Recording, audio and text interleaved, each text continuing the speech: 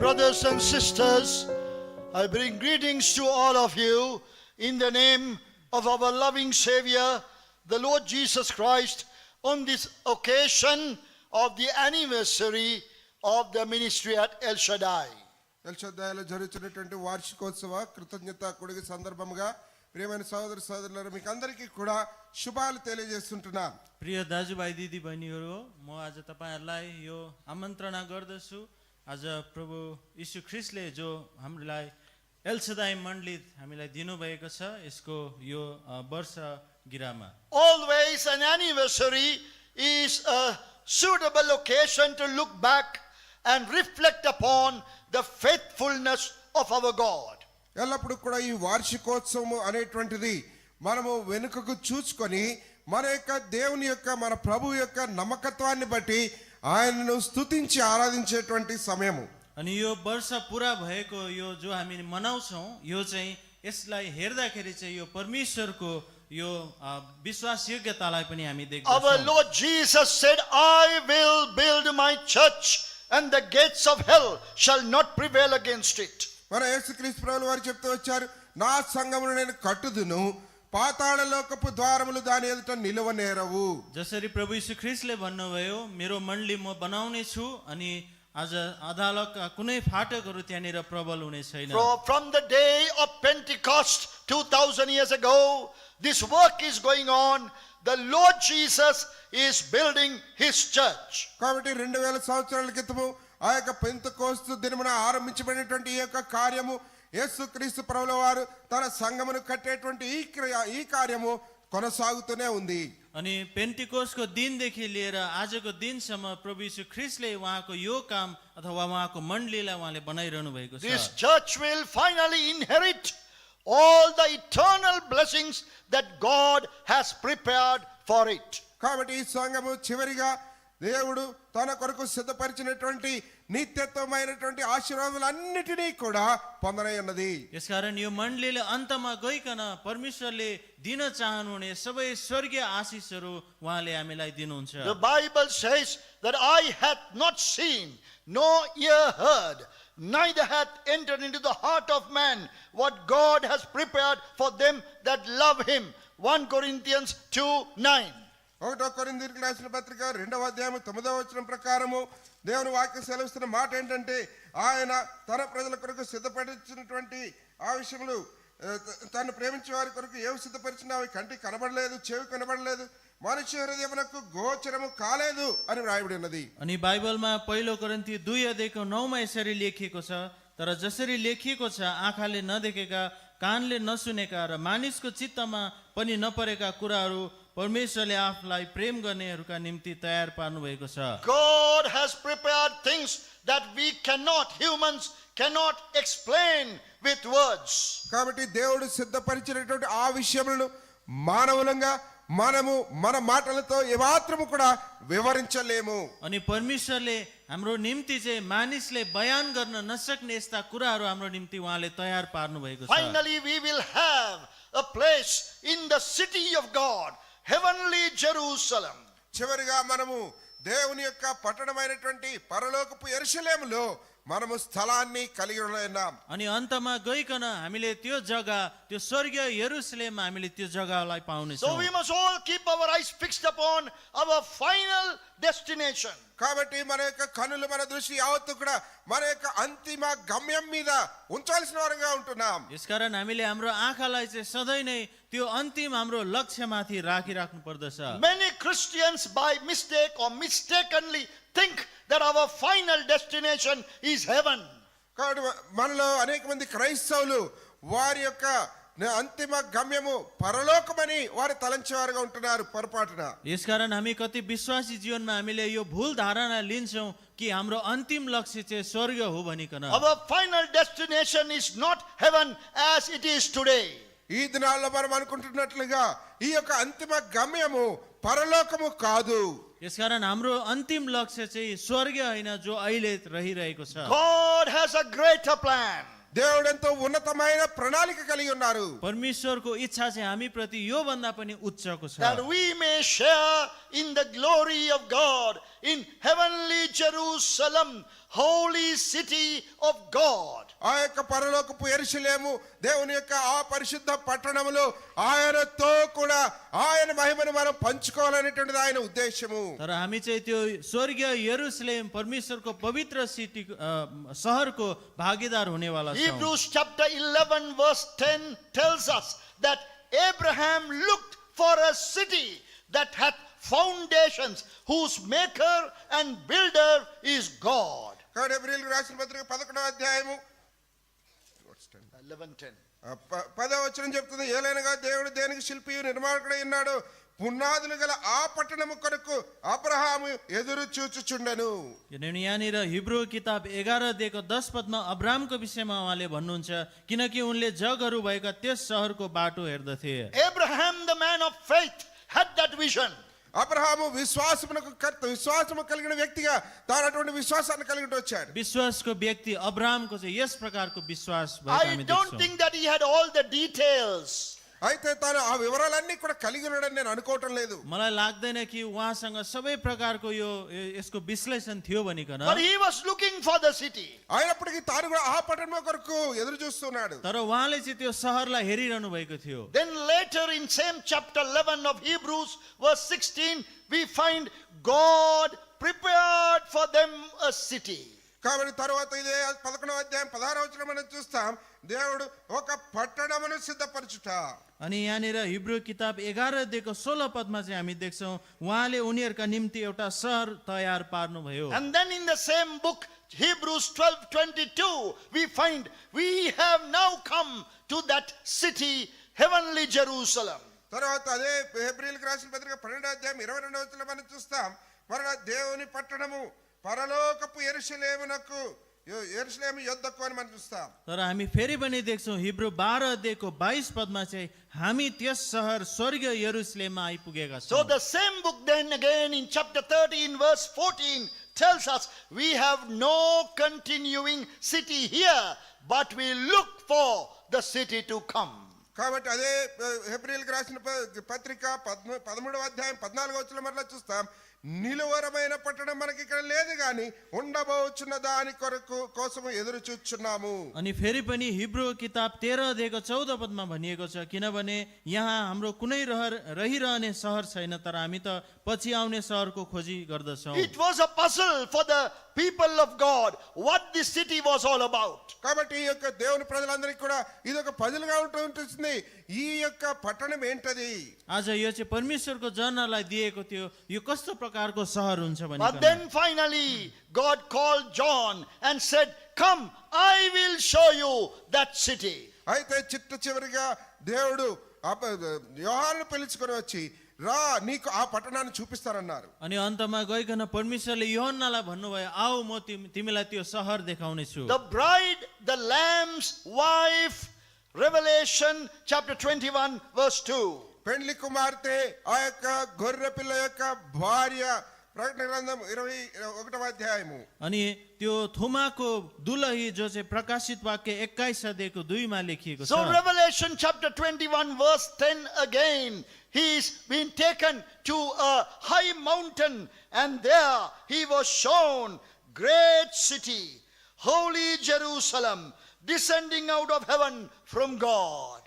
ప్రకటన 21వ అధ్యాయం 10వ వచనంలో ఎంతో గొప్ప ఎత్తైనటువంటి పర్వతమునకు ఆయన తీసుకుని వెళ్ళి అక్కడ యెరూషలేము అను పరిశుద్ధ పట్టణము దేవుని మహిమ కల పరలోకమందు దేవుని ఎదురు దిగివచ్చుట తనకు చూపించారు. अनि यहाँनिर प्रकाशित वाक्य 21 अध्यायको 10 पदमा हामी देख्छौँ, अनि उनले मलाई आत्मामा एउटा ठुलो र अग्लो पहाडमा लगे र मलाई परमेश्वरको तर्फबाट स्वर्गदेखि तल झरिरहेको त्यो महान सहर पवित्र यरुशलेम देखाए। Who will enter into that great and eternal city? ఆ గొప్పదైన నిత్యమైనటువంటి పట్టణంలోనికి ఎవరు ప్రవేశిస్తారు?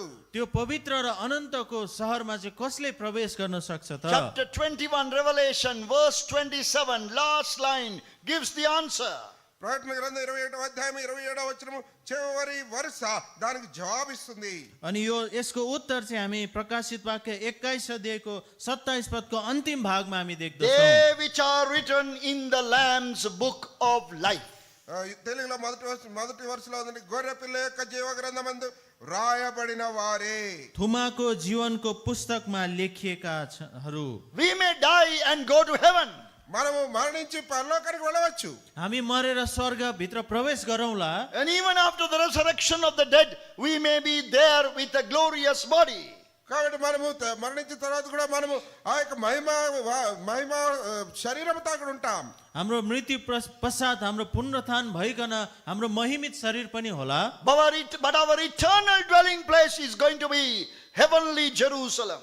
మన యొక్క నిత్యమైనటువంటి నివాసము ఆ యొక్క పరలోకపు యెరూషలేముగా ఉంటుంది. तर हाम्रो अनन्तको निवास स्थान चाहिँ पवित्र यरुसलेम हुँदछ. Keep your eyes upon the final destination. కాబట్టి మీ యొక్క దృష్టి అంతటిని కూడా ఆ యొక్క అంతిమ గమ్యం మీద ఉంచాలి. तपाईले आफ्नो आँखा चाहिँ त्यो अन्तिम लक्ष्यमा तपाईले It राख्नुहोस्. is vividly described in such a magnificent way in chapter 21. 21వ అధ్యాయంలో దాని గురించి ఎంతో అద్భుతమైన విధానంలో వివరించబడుతూ వచ్చింది. प्रकाशित वाक्य 21 अध्यायमा यसको विषयमा अति नै राम्रो प्रकारले विश्लेषण गरिएको छ. Having 12 gates, 12 గుమ్మములు ఉన్నాయి. त्यो सहरको चाहिँ 12 वटा ढोका हुँदछ. 12 foundations, 12 పునాదులు ఉన్నాయి. 12 वटा जगहरू त्यहाँ 12 छन्. precious stones. 12 ప్రశస్తమైనటువంటి రాళ్ళు ఉపయోగించబడ్డాయి. 12 वटा बहुमूल्य पत्थरहरूले बनिएको सहर. 12 pearls. 12 పగడములు ఉపయోగించబడ్డాయి. 12 वटा मोतीहरू. The street is made up of gold. The ఆ యొక్క street. వీధులు బంగారముతో వేయబడ్డాయి. अनि त्यहाँनिर सुनका सडकहरू छन्. Dear brothers and sisters, our destination, the final end is very great. ప్రియమైన సహోదర సహోదరులారా, మన యొక్క గమ్యము, మన యొక్క అంతిమ గమ్యము ఎంతో గొప్పది. प्रिय दाजुभाइ दिदीबहिनीहरू, हाम्रो अन्तिम लक्ष्य अथवा हाम्रो अन्त चाहिँ अति नै सुन्दर छ. At an anniversary, when we look back, we not only think of our victories, but we also think of our struggles and our defeats during the last years. కాబట్టి ఈ యొక్క వార్షికోత్సవ దినమున మనము వెనుకకు చూసుకొని మన యొక్క విజయములు మాత్రమే కాదు కానీ మన యొక్క పోరాటములు, మన యొక్క ఓటములు, గత సంవత్సరంలో ఉన్న వాటినన్నిటిని మనము తలంచుకుంటాం. आज यो वर्ष पूर्ण भएको उत्सवमा आज हामीले गरेका असल कामहरू मात्र होइन, तर हामी जहाँ जहाँ गिरेका छौँ हाम्रो असफलताहरूलाई पनि हामीले But हेर्नेछौँ. let us give thanks unto God for every circumstance. అయితే ప్రతి పరిస్థితిని గురించి కూడా ప్రభువుకు కృతజ్ఞతాస్తులు చెల్లిస్తాం. हामीमा आएको हरेक परिस्थितिको निम्ति हामीले परमेश्वरलाई धन्यवाद दिउँ. Today we can be facing persecution as a church. బహుశా మనము ఈ యొక్క సంఘముగా ఒక హింసను కూడా ఎదుర్కోవచ్చు. सायद आज मण्डली भइकन हामी एउटा सतावटमा भएर गइरहेका छौँ होला. There may be struggles in our spiritual life. మన యొక్క ఆత్మీయ జీవితంలో బహుశా ఎన్నో పోరాటములు కలిగి ఉండవచ్చు. हाम्रो आत्मिक जीवनमा हामीले धेरै दुःख कष्ट भोगिरहेका छौँ होला. Disappointments in our family life. మన కుటుంబ జీవితాల్లో ఎంతో నిరుత్సాహములు ఉండవచ్చు. हाम्रो परिवारको जीवनमा धेरैवटा यस्ता कुराहरू अमिलो कुराहरू छन् होला. Unanswered prayers and unanswered questions. జవాబు ఇవ్వబడినటువంటి ప్రార్థనలు, జవాబు ఇవ్వబడినటువంటి ప్రశ్నలు మనకు కలిగి ఉండవచ్చు. हाम्रो प्रार्थनाको उत्तर नपाएका प्रार्थनाहरू अनि प्रश्नहरू छन् होला. Let us not be discouraged. అయినప్పటికీ మాత్రము నిరుత్సాహము చెందకుందుము గాక. हामी हतोत्साहित नहौं. Finally, God is going to, through all this, lead us into the city. అయితే చిట్టు చివరిగా వీటన్నిటి నుండి మనల్ని తీసుకొని వెళుతూ ఆ యొక్క పట్టణానికి మనల్ని నడిపించనన్నాడు. तर अन्तमा परमेश्वरले यो सबै कुराहरूबाट हामीले त्यो पवित्र सहरमा लानुहुनेछ. So keep on singing. We have no continued city here. We look for the city to come. కాబట్టి ఎడతెగక పాడుతూ ఉందాము, మనకి ఇక్కడ నిలువరైన పట్టణము లేదు, ఆ యొక్క రానైన పట్టణము కొరకు మనం ఎదురు చూస్తున్నాము అని. यसकारण तपाईले यो गीत गाइरहनुहोस् कि हामी यहाँ रहिरहने हाम्रो सहर छैन, हामीले त्यो सहरलाई पर्खिरहेका छौँ. For this anniversary Thanksgiving service, the Lord has drawn our attention to a verse found in Hebrews chapter 6. ఈ యొక్క వార్షికోత్సవ కుడి కొరకై ప్రభు మన యొక్క గమనమును హెబ్రీయులకు రాసిన పత్రిక 6వ అధ్యాయం వైపుగా ఒక వచనం వైపుగా త్రిప్పుతున్నారు. हामीले यो धन्यवादको सेवाको निम्ति हामीलाई परमेश्वरले हिब्रूको किताब 6 अध्यायमा उहाँले एउटा पद दिनुभएको छ. The verse that is displayed on the banner behind, verse 14 of Hebrews 6, surely blessing I will bless thee, and multiplying I will multiply thee. ఆ యొక్క వచనం ఇక్కడ బ్యానర్ మీద రాయబడినటువంటి వచనమే 6వ అధ్యాయము ఎబ్రియలుకు రాసిన పత్రిక 14వ వచనము తన తోడని ప్రమాణం చేసి నిశ్చయముగా నేను నిన్ను ఆశీర్వదింతును నిశ్చయముగా నిన్ను విస్తరింపజేతును అని చెప్పాను. अनि त्यो वचन चाहिँ यहाँ पछाडि ब्यानरमा पनि लेखिएको छ। यो चाहिँ हिब्रू 13 अध्यायको 14 पद हो। निश्चय नै म तिमीलाई आशिषमाथि आशिष दिनेछु र म तिमीलाई वृद्धिमाथि वृद्धि गर्नेछु। This again a promise given to the man of God, the man of faith, Abraham.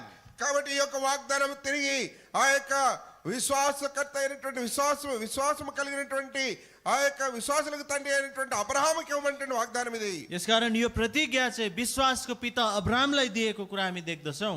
The first man who looked for that city which hath foundations. ఆ యొక్క పునాదులు గల పట్టణము కొరకు ఎదురు చూసినటువంటి మొట్టమొదటి వ్యక్తి. अनि त्यो मान्छे जसले चाहिँ सबैभन्दा पहिलो त्यो सहर, त्यो जगहरू भएको सहरलाई उनले हेरेका We थिए। all like blessing. మనం అందరికీ కూడా ఆశీర్వాదం అంటే ఇష్టం. उहाँ सबै प्रकारको यो आशिषहरूले True blessing is eternal salvation. నిజమైనటువంటి ఆశీర్వాదము నిత్య రక్షణ. हाम्रो आज यो साँचो प्रकारको आशिष चाहिँ हाम्रो अनन्तको यो छुटकारा। To understand this chapter 6 verse 14, we are going to read that passage now. ఈ యొక్క 6వ అధ్యాయం 14వ వచనాన్ని అర్థం చేసుకున్న కొరకై ఆ యొక్క అధ్యాయంలో ఈ భాగం కొంత చదువుకుంటాం. त्यो हिब्रू 6 अध्यायको 14 पदलाई बुझ्नको निम्ति हामी त्यो भागलाई पढ्नेछौँ। After speaking about people who have backslidden and gone away, ఈ యొక్క వెనకంజ వేసి వారు తిరిగి వెళ్ళిపోయినటువంటి ప్రజల గురించి మాట్లాడిన తదుపరి जसरी उहाँले यहाँनिर भन्नुहुन्छ जो पछाडि हटेकाहरूको विषयमा कुरा गर्नुहुन्छ, we find from verse 11, the apostle is speaking about this great blessing that God has promised. 11వ వచనంలో మనం చూస్తాం దేవుడు వాగ్దానం చేసినటువంటి ఆ యొక్క గొప్ప ఆశీర్వాదం గురించి దైవజనుడు ఇక్కడ మాట్లాడటం. 11 पददेखि उसो चाहिँ हामी देख्छौँ यो महान आशिषको विषयमा उहाँले कुरा गरिरहनु भएको It is छ। not easy to understand that passage, ఈ భాగాన్ని అర్థం చేసుకోవడం అంత సులభం కాదు. यो भागलाई बुझ्न अति सजिलो छैन। but we'll read with attention and carefully. అయితే చదివేటువంటి భాగాన్ని ఎంతో ఏకాగ్రతతో జాగ్రత్తగా చదువుతాం. हामी यो भागलाई हामी बडो होसियारी साथ ध्यानपूर्वक पढ्नेछौँ। Responsively, please, from verse 11 of chapter 6 of Hebrews.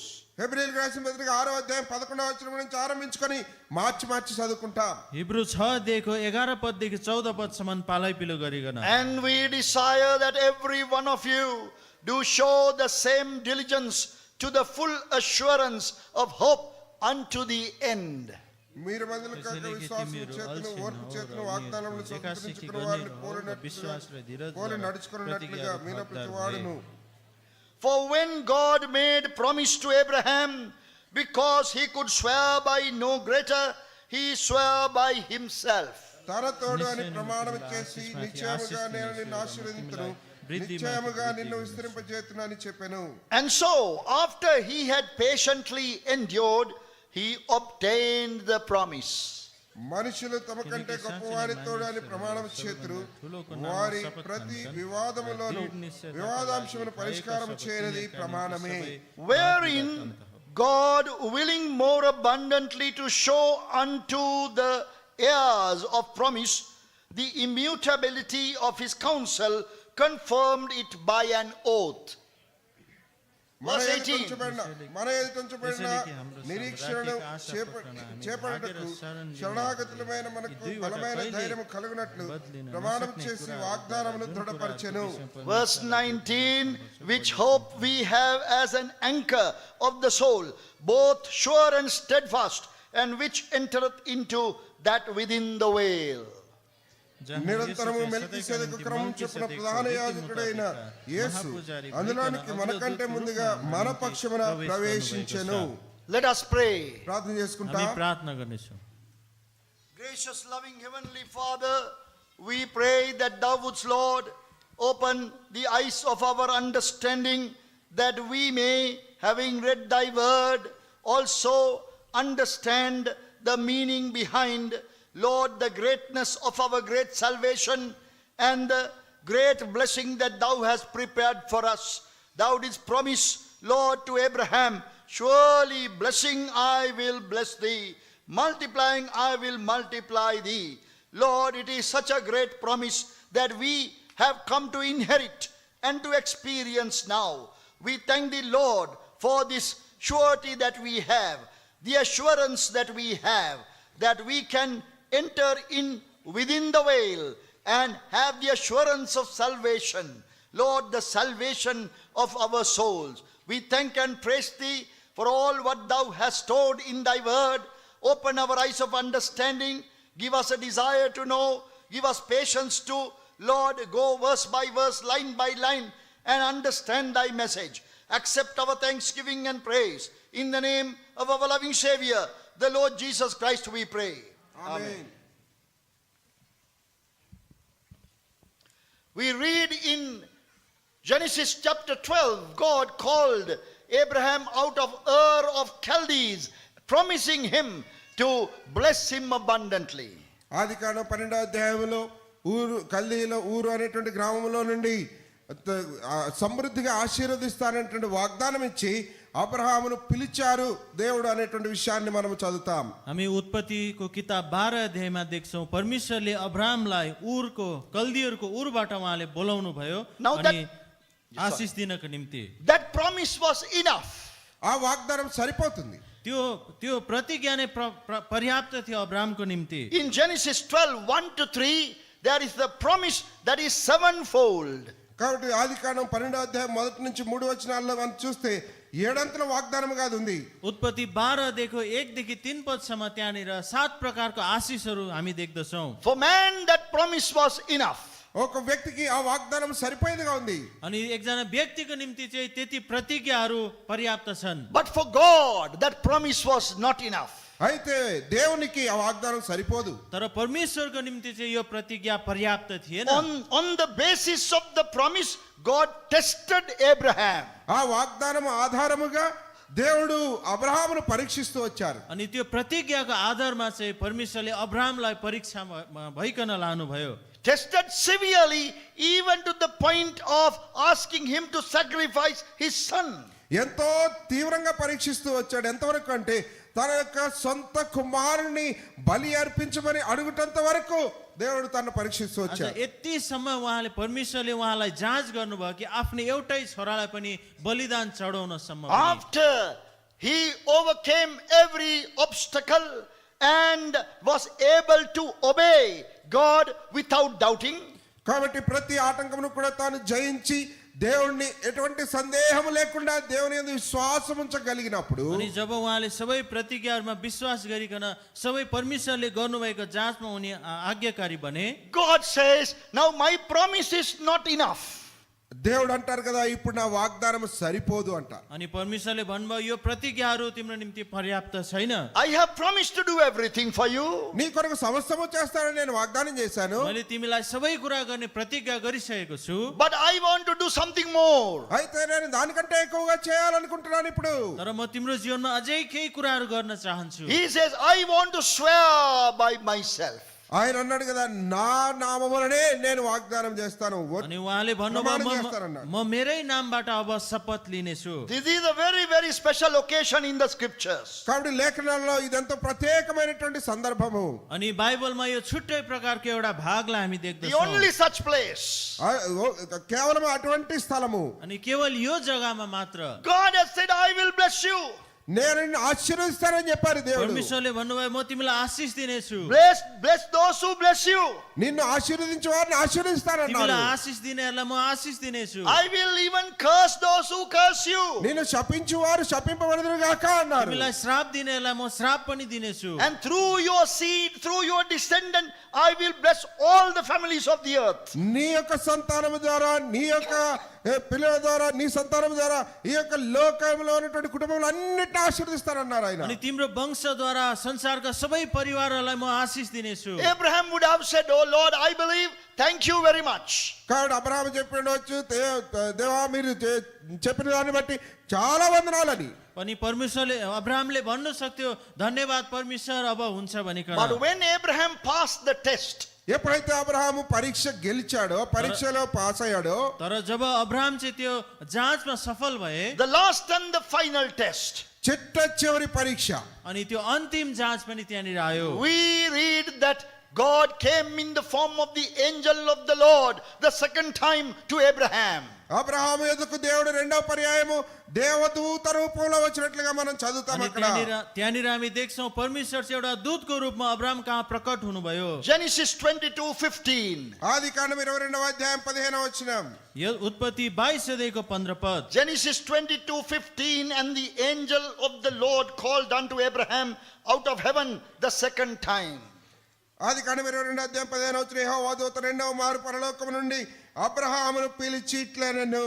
उत्पत्ति 22 अध्यायको 15. अनि स्वर्गबाट परमप्रभुका दूतले अब्राहमलाई दोस्रो पल्ट पुकारे. And said, by myself have I sworn, saith the Lord, for because thou hast done this thing, and hast not withheld thy son, thine only son.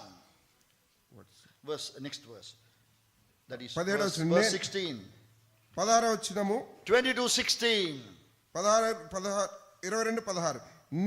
నీవు నీకు ఒక్కడే ఉన్న నీ కుమారుని వెనుక తీయలేదు, వెనుక తీయక ఈ కార్యము చేసినందున నేను నిన్ను ఆశీర్వదించి. अनि 16 पदमा यसरी लेखिएको छ, र भने परमप्रभु भन्नुहुन्छ, मैले आफ्नै नाममा शपथ खाएको छु, किनकि तिमीले यो काम गरेका छौ र आफ्नो छोरालाई, आफ्नो एकमात्र छोरालाई रोकेर राखेका छैनौ. God is doing that. He has never done to any other person like that. కాబట్టి దేవుడు ఆయనకి చేసినట్లుగా ఏ ఒక్క వ్యక్తికి కూడా ఆ విధంగా చేయలేదు. ఆ విధంగా ఆయన చేస్తున్నారు ఇక్కడ. परमेश्वरले यस्तो काम उहाँको निम्ति गरिरहनु भएको छ जो उहाँले कसैको निम्ति गर्नुभएको थिएन. I have promised you, నేను నీకు వాగ్దానం చేశాను, मैले तिमीलाई प्रतिज्ञा गरेको छु. but now I am going to swear by myself. అయితే ఇప్పుడు నా తోడని ప్రమాణం చేస్తానంటున్నారు. तर अब चाहिँ म मेरै नामले शपथ पनि खानेछु. Verse 17, that in blessing I will bless thee, and in multiplying I will multiply thy seed. 17వ వచనం. నేను నిన్ను ఆశీర్వదించి నిశ్చయముగా విస్తరింపజేసేదను. अनि 17 पदमा भन्नुभयो, यसैले म तिमीलाई आशिष माथि आशिष दिनेछु र तिम्रो वंशलाई आकाशको तारा चाहिँ समुद्रको किनारमा हुने बलुवा चाहिँ गरी वृद्धि माथि वृद्धि गर्नेछु. Then he repeats the same promise again. తర్వాత అదే వాగ్దానాన్ని ఆయన తిరిగి మరలా ప్రమాణం చేస్తారు. अनि फेरि पनि तल गइकन त्यही प्रतिज्ञालाई उहाँलाई दोहोऱ्याउनुहुन्छ. So this time it is more than a promise, by an oath. కాబట్టి ఈసారి ఈ యొక్క ప్రమాణము కంటే వాగ్దానము కంటే ఎక్కువగా ప్రమాణము ద్వారా చేస్తున్నారు ఆయన. तर अब चाहिँ प्रतिज्ञा भन्दा पनि अझै बढी एउटा शपथ अथवा करार उहाँले बान्नुभयो. That passage is brought into the New Testament to Hebrews 6 by the Holy Spirit. ఆ యొక్క వర్తమానమే నూతన నిబంధనలో ఈ యొక్క హెబ్రీయులకు రాసిన పత్రిక 6వ అధ్యాయంలో పరిశుద్ధాత్మ దేవుని ద్వారా తీసుకొని రాబడుతూ వచ్చింది. अनि यो भागलाई चाहिँ नयाँ करारमा हिब्रूको किताबमा पवित्र आत्माद्वारा यहाँनिर उल्लेख गरिएको छ. Verse 17 of Hebrews 6. హెబ్రీయులకు రాసిన పత్రిక 6వ అధ్యాయం 17వ వచనము. हिब्रू किताब 6 अध्यायको 17 पद. Look at for this phrase, the immutability of his counsel. తన సంకల్పము నిశ్చలమైనదని. अनि यहाँनिर कुनै एउटा परिवर्तन गर्न नसकिने कुरा. His counsel cannot be changed. కాబట్టి తన యొక్క సంకల్పము మార్పు చేయబడలేనిది. उहाँको सिद्धान्तहरू कहिले पनि बदली गर्न सकिँदैन. Isaiah 46:10, my counsel shall stand, I will do my good pleasure. యెషయా గ్రంథం 46:10లో రాయబడినట్లుగా నా యొక్క సంకల్పము నిత్యము నిలుచును, నేను నా చిత్తము చొప్పున జరిగించదను. अनि यहाँनिर यसैया 46 अध्यायको 10 पदमा म अन्तको कुरा सुरुदेखि नै रहे कहिलेसम्म पुरा नभएका कुरा प्राचीन कालदेखि नै यसो भन्दै पर्दैन, मेरो योजना स्थिर रहनेछ. So two things are there. రెండు విషయాలు అక్కడ ఉన్నాయి. दुईवटा कुराहरू हामी त्यहाँतिर देख्छौँ. Can you see in verse 18? 18వ వచనంలో చూస్తారా? 18 पदमा तपाईँले हेर्न सक्नुहुन्छ. That by two immutable things. అక్కడ రెండు నిశ్చలమైన విషయాలు ఉంటున్నాయి. अनि यहाँनिर दुईवटा कहिले बदलन नसक्ने कुराहरू. What are the two immutable things? ఆ రెండు నిశ్చలమైన విషయాలు ఏంటవి? अनि यो दुईवटा बदलन नसक्ने कुराहरू के हुन्? Firstly the promise. మొట్టమొదటిగా వాగ్దానము. पहिलो चाहिँ त्यो प्रतिज्ञा. Secondly the oath. రెండవదిగా ఆ యొక్క ప్రమాణము. अनि अर्को चाहिँ त्यो शपथ अथवा करार. And God says, blessing I will bless thee. దేవుడు చెప్తున్నారు కదా, నిశ్చయముగా నేను నిన్ను ఆశీర్వదింతును. अनि परमेश्वरले भन्नुभयो म आशिषमाथि आशिष दिनेछु. Now this thought is transferred into our situation. ఇప్పుడు ఈ యొక్క తలంపు మన యొక్క పరిస్థితికి బదిలీ చేయబడుతుంది. अनि अब यो सोचलाई चाहिँ हाम्रो परिस्थितिमा ल्याइएको छ. Verse 18 of Hebrews 6. హెబ్రీయులకు రాసిన పత్రిక 6వ అధ్యాయం 18వ వచనం. Hebrew 6:18 Padma Middle part, we might have a strong consolation who have fled for refuge to lay hold upon the hope set before us. మధ్యలో ఉందండి 17-18 మధ్యలో, మన ఎదుట ఉంచబడిన నిరీక్షణను చేపట్టుటకు శరణాగతులమైన మనకు బలమైన ధైర్యము కలుగునట్లు ప్రమాణం చేసి వాగ్దానమును దృఢపరచెను. 18. Verse 18. 18 पदमा यसैले कि हाम्रो सामु राखिएको आशा पक्रन हामी भागेर शरण लिनेहरूले यी दुईवटा कहिले बदल्न नसक्ने कुराहरूद्वारा जुन कुराहरूको विषयमा परमेश्वरलाई झुट बोल्नु असम्भव छ बलियो सान्त्वना पाऊ. God has brought together many thoughts in that verse. ఆ వచనంలో దేవుడు అనేక తలంపులను అన్నిటిని కూడా దృఢీకరించి చెప్తున్నారు. अनि परमेश्वरले यो पदमा धेरैवटा उहाँको विचारहरू राख्नु भएको छ. Promise given to Abraham, అబ్రహాముకు వాగ్దానం ఇవ్వబడింది. अब्राहमलाई दिएको प्रतिज्ञा, oath made to Abraham, ప్రమాణము అబ్రహాముతో చేయబడింది. अब्राहमसँग गरिएको शपथ, cities of refuge that were instituted through Moses.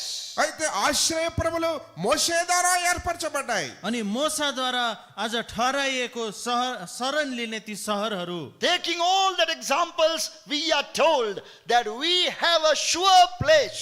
We have a sure place in the presence of God. కాబట్టి వాటన్నిటి ఉదాహరణ కూడా తీసుకొని మనతో చెప్తున్నది ఏంటంటే మనకు ఒక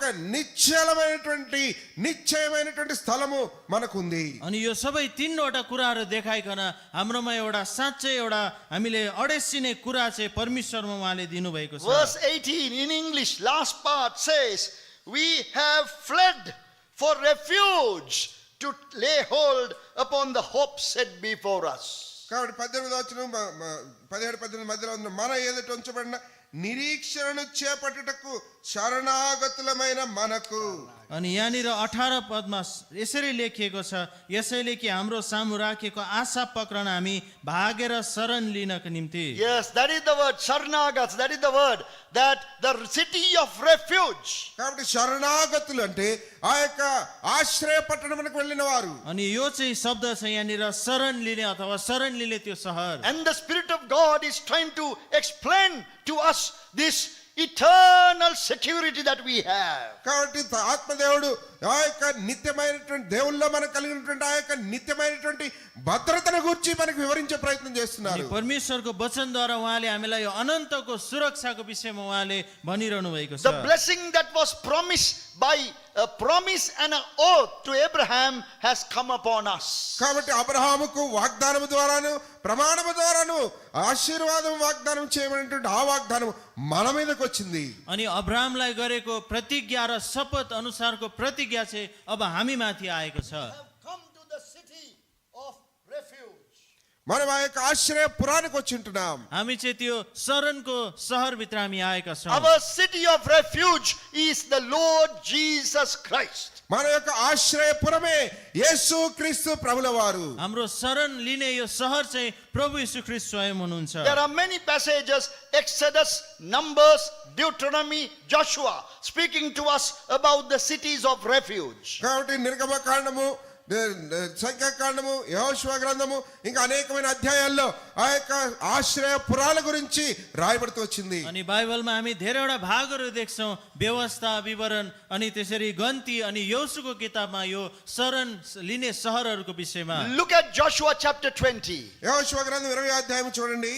यहोशुको किताब 20 अध्यायमा हामी देख्छौँ. We find God again reminding through Joshua to appoint out for you cities of refuge in verse 2. 2వ అధ్యాయం 2వ వచనంలో యెహోషువకు మరలా దేవుడు జ్ఞాపకం చేస్తున్నారు, మీరు ఆశ్రయపురములను మీరు ఏర్పరచుకొనవలెను అని. अनि यहाँनिर 2 पदमा हामी देख्छौँ परमेश्वरले यहोशुलाई शरण नगरहरू ठहराउनका निम्ति सम्झाइरहनु भएको छ. And the slayer of a person, a manslaughter, that a person who has not planned murder but unwittingly slain another person could run into the city of refuge. కాబట్టి ఒక వ్యక్తిని తాను చంపాలని అనుకోకుండా హత్య చేసినటువంటి వ్యక్తి ఆ యొక్క పట్టణమునకు తాను పరిగెత్తి ఆశ్రయం పొందవచ్చు. अनि जुन मान्छेले अर्को मान्छेलाई झुकेर मार्छ त्यो मान्छे चाहिँ भागेर त्यो शरण नगरमा जान सक्थ्यो. How long is he safe there? ఎంతవరకు తాను అక్కడ సురక్షితంగా ఉండగలడు? ऊ चाहिँ त्यो शरण नगरमा कति समयसम्म चाहिँ सुरक्षित छ त? Please look at Joshua. This is very interesting. Chapter 20, verse 6. దయచేసి యెహోషువ గ్రంథం 20వ అధ్యాయం 6వ వచనం చూడండి. ఇదంతా ఆసక్తికరమైన విషయం. अनि यो कुरा चाहिँ यहोशुवा किताब 20 अध्यायको 6 पदमा अति राम्रोसँग लेखिएको छ. He shall dwell in that city until he stands before the congregation for judgment. అతడు తీర్పునందుటికై సమాజం ఎదుట నిలుచు వరకు ఆ పురములోనే నివసింపవలెను.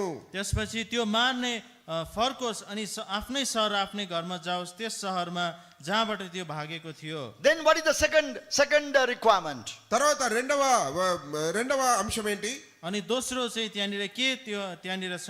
And until the death of the high priest, that shall be in those days. తర్వాత ఆ దినములోనున్న యాజకుడు మరణము నందు వరకును. अनि यहाँनिर ती दिनहरूमा हुने महापुजारीको मृत्यु नभएसम्म त्यो त्यही सहरमा बसोस्. How long can he stay there? ఎంతవరకు అక్కడ తాను ఉండగలడు? त्यो मान्छे कतिसम्म त्यहाँ सहरमा बस्न सक्थ्यो? Until the death of the high priest. ఆ యొక్క ప్రధాన యాజకుడు మరణం వరకు. महापुजारीको मृत्यु नभएसम्म. Now the Hebrew to the writer to the Hebrews is telling us. ఇప్పుడు హెబ్రీ గ్రంథకర్త మనతో చెప్తున్నది ఏంటంటే, अनि यहाँनिर हिब्रूको पुस्तकको लेखकले भनिरहेको छ, We have fled into the city of refuge. మనం కూడా ఈ యొక్క ఆశ్రయపురంలోనికి పరిగెత్తాము. हामी चाहिँ त्यो शरण नगर भित्र भागेर गइसकेका छौं. And our high priest will never die. అయితే మన ప్రధాన యాజకుడు ఎన్నడూ మృతి చెందడు. अनि हाम्रो महापुजारी चाहिँ कहिले पनि मर्दैन. Verse 20. Now Hebrews 6:20. ఇప్పుడు హెబ్రీయులకు రాసిన పత్రిక 6వ అధ్యాయం 20వ వచనం. हिब्रू 6 देखो 20 पद. Whither the forerunner is for us entered, even Jesus, made an high priest forever after the order of Melchizedek. నిరంతరము మెల్కీసెదెకు క్రమము చొప్పున ప్రధాన యాజకుడైన యేసు అందులోనికి మనకంటే ముందుగా మన పక్షమున ప్రవేశించెను. जहाँ येशू चाहिँ सदाका निम्ति मल्कीसेदेकको रीति मुताबिकका महापुजारी भइकन अग्रदूतको रूपमा हाम्रा निम्ति प्रवेश गर्नुभएको छ. So do not lead uncertain Christian lives. కాబట్టి అనిశ్చిత కలిగినటువంటి క్రైస్తవ జీవితాన్ని జీవించవద్దు. यसकारण तपाईले अनिश्चित विश्वासी जीवन नजिउनुहोस्. Our mediator is there forever and ever. మన యొక్క మధ్యవర్తి నిరంతరము తరతరములకు ఉన్నారు. किनभने हाम्रो बीचको मध्यस्थ चाहिँ सदा सर्वदाको निम्ति उहाँ रहनुहुन्छ. He ever liveth to make intercession for us. మన కొరకై ఎల్లప్పుడూ విజ్ఞాపన చేయట కొరకై సజీవుడిగా ఆయన ఉండేవాడిగా ఉంటున్నారు. यसैले उहाँ चाहिँ हाम्रो निम्ति सधैँभरिको निम्ति अन्तर्विन्ती गर्नको निम्ति उहाँ He रहनुहुन्छ. is not an high priest after the Levitical order. ఈ యొక్క లేవీ క్రమం ప్రకారం వచ్చినటువంటి ప్రధాన యాజకుడు ఆయన కాడు. आज उहाँ चाहिँ लेवीको क्रम अनुसारको महापुजारी हुनुहुन्न. Such high priest will die. అటువంటి ప్రధాన యాజకుడు మరణిస్తాడు. यस्तो प्रकारको महापुजारी चाहिँ एक दिन मरेर जान्छ. He is after the order of Melchizedek. ఆయనైతే మెల్కీసెదెకు క్రమము చొప్పునటువంటి వచ్చినటువంటి ప్రధాన యాజకుడు. उहाँ चाहिँ मल्कीसेदेकको रीति मुताबिकका महापुजारी Who हुनुहुन्छ. has no beginning of days and no end of days. ఏ మాత్రము ఆది అయినను ఏ మాత్రము అంతము లేనటువంటి వాడు. उहाँको दिनहरूको कुनै सुरु छैन, उहाँको दिनहरूको कुनै अन्त पनि So we छैन. have no fear concerning the death of the high priest. కాబట్టి ప్రధాన యాజకుని మరణాన్ని గూర్చినటువంటి భయం ఏమాత్రం మనకు లేదు. यसकारण महापुजारी मर्छ भन्ने हाम्रो भित्र कुनै पनि भय अथवा डर हुनु हुँदैन. Our situation will not change. మన యొక్క పరిస్థితి ఏమాత్రం మార్పు చెందదు. हाम्रो परिस्थितिहरू बदलेर जाँदैन. So dear brothers and sisters, కాబట్టి ప్రియమైన సహోదర సహోదరులారా, यसकारण प्रिय दाजुभाइ दिदीबहिनीहरू, with a free spirit and spirit of thanksgiving, we should continue to serve him. ఎంతో స్వేచ్ఛ ఎంతో కృతజ్ఞతాభావం కలిగినటువంటి ఆత్మ కలిగిన వారమై మనం ఆయన్ను సేవించుట్లో ముందు కొనసాగాలి. यसकारण हाम्रो भित्र एकदम स्वेच्छा अनि धन्यवाद हृदय लिएकन चाहिँ उहाँको सेवा हामी गरिरहनु पर्दछ. So this promise that we have before us in verse 14, ఆ యొక్క వాగ్దానము మన ఎదుట 14వ వచనంలో ఉంచబడింది. हाम्रो बीचमा भएको यो 14 पदको यो प्रतिज्ञा चाहिँ will finally take us in that same passage to this certain and sure hope that we have. చివరికి ఇదే భాగంలో మనల్ని ఎంతో చిట్ట చివరి గమ్యమైనటువంటి ఎంతో నిశ్చయమైనటువంటి ఆ యొక్క గమ్యానికి మనం తీసుకుని వెళ్తుంది. अनि यस कुराले चाहिँ हामीलाई त्यो निश्चित भएको त्यो आशामा चाहिँ हामीलाई लादछ. This is not only a promise, ఇది వాగ్దానం మాత్రమే కాదు, यो चाहिँ एउटा प्रतिज्ञा मात्र it होइन, is an oath also. ఇది ఒక ప్రమాణము కూడా. यो चाहिँ एउटा शपथ पनि हो. So as people, we observe certain things from the scriptures about this promise and the oath. కాబట్టి ప్రజల వలె మనము కూడా ఈ యొక్క లేఖనాలలోని కొన్ని విషయాలు ఈ యొక్క ప్రమాణమును గురించి ఈ యొక్క వాగ్దానమును గురించి కూడా కొన్ని విషయాలు తెలుసుకుంటాం. यसकारण मानिसहरू भइकन हामीले चाहिँ यो दुईवटा कुरा यो प्रतिज्ञा अनि शपथको विषयमा हामी Though देख्दछौँ. we don't have time to go through all the details in detail, we have to quickly go through some thoughts about this great promise and great oath. కాబట్టి ఈ యొక్క గొప్ప వాగ్దానము మరియు ఈ యొక్క గొప్ప ప్రమాణమును గురించి వివరములన్నీ చూచుట కొరకే మనకు సమయం లేకపోయినప్పటికీ కనీసం కొన్ని విషయాలైనా మనం చూసుకోవాలి. हामी समय नभएको खण्डमा यो विषयमा हामी गहिरो प्रकारले हेर्न सक्दैनौँ, तर केही विचारहरू यो प्रतिज्ञा अनि शपथको विषयमा आज हामी हेर्नेछौँ. Through the life of Abraham, Abraham యొక్క జీవితం నుండి अब्राहमको जीवनद्वारा to inherit this promise and the oath, we need first of all to be chosen by God. కాబట్టి ఈ యొక్క వాగ్దానమును ఈ ప్రమాణమును మనము స్వతంత్రించుకొనుట కొరకై మొట్టమొదటిగా మనము దేవుని చేత ఏర్పరచుకొనబడిన వారము కావాలి. यो प्रतिज्ञा अनि यो शपथको भागीदार हुनको निम्ति पहिलो कुरा चाहिँ हामी परमेश्वरद्वारा चुनिएको हुनुपर्दछ. It is by the sovereign choice of God. ఇది కేవలము దేవుని యొక్క సార్వభౌమ ఎన్నికను బట్టియే. यसकारण यो परमेश्वरको सार्वभौमिक चुनाइ अनुसार चाहिँ यो We have to हुँदछ. accept the sovereign choice of God. దేవుని యొక్క సార్వభౌమ ఎన్నికను మనం అంగీకరించాలి. हामीले परमेश्वरको सार्वभौमिक यो चुनावलाई हामीले ग्रहण गर्नुपर्दछ. We may have a desire to question God. మనము దేవుని ప్రశ్నించాలనే కోరిక కలిగి ఉండవచ్చు. हामीले कहिले पनि परमेश्वरलाई हामी प्रश्न गर्न But सक्दैनौँ. God will not compromise, or neither will He explain to us the sovereign election of God. అయితే దేవుడు తన యొక్క సార్వభౌమ ఎన్నికను గుర్చినటువంటి విషయాన్ని గురించి ఏమాత్రం రాజీ పరడు, ఆయన ఏమాత్రం మనకు జవాబు కూడా ఇవ్వరు. यसकारण परमेश्वरले उहाँको सार्वभौमिक चुनावको विषयमा हामीलाई कहिले पनि आज खुलस्त प्रकारले बताउनुहुन्न. Let us see the words of Stephen, the first martyr. Stephen, the first martyr. మొట్టమొదటి హతసాక్షి అయినటువంటి స్టెఫెన్ యొక్క మాటల్లో మనం ఆ యొక్క విషయాన్ని చూస్తాం. हामी स्टिफन जो चाहिँ पहिलो आज शहीद भए उहाँको विषयमा केही कुराहरू Acts हेर्नेछौँ. chapter 7 verse 2. అపొస్తలుల కార్యములు 7వ అధ్యాయము 2వ వచనం. मर्कुस 7 अध्यायको 2 पद. Men, brethren, the fathers, hearken. The God of glory appeared unto our father Abraham. సహోదరులారా తండ్రులారా వినుడి, మన పితరుడైన అబ్రహాము హారానులో కాపురమునకు మునుపు మెసొపొతామియాలో ఉన్నప్పుడు మహిమగల దేవుడు అతనికి ప్రత్యక్షమై.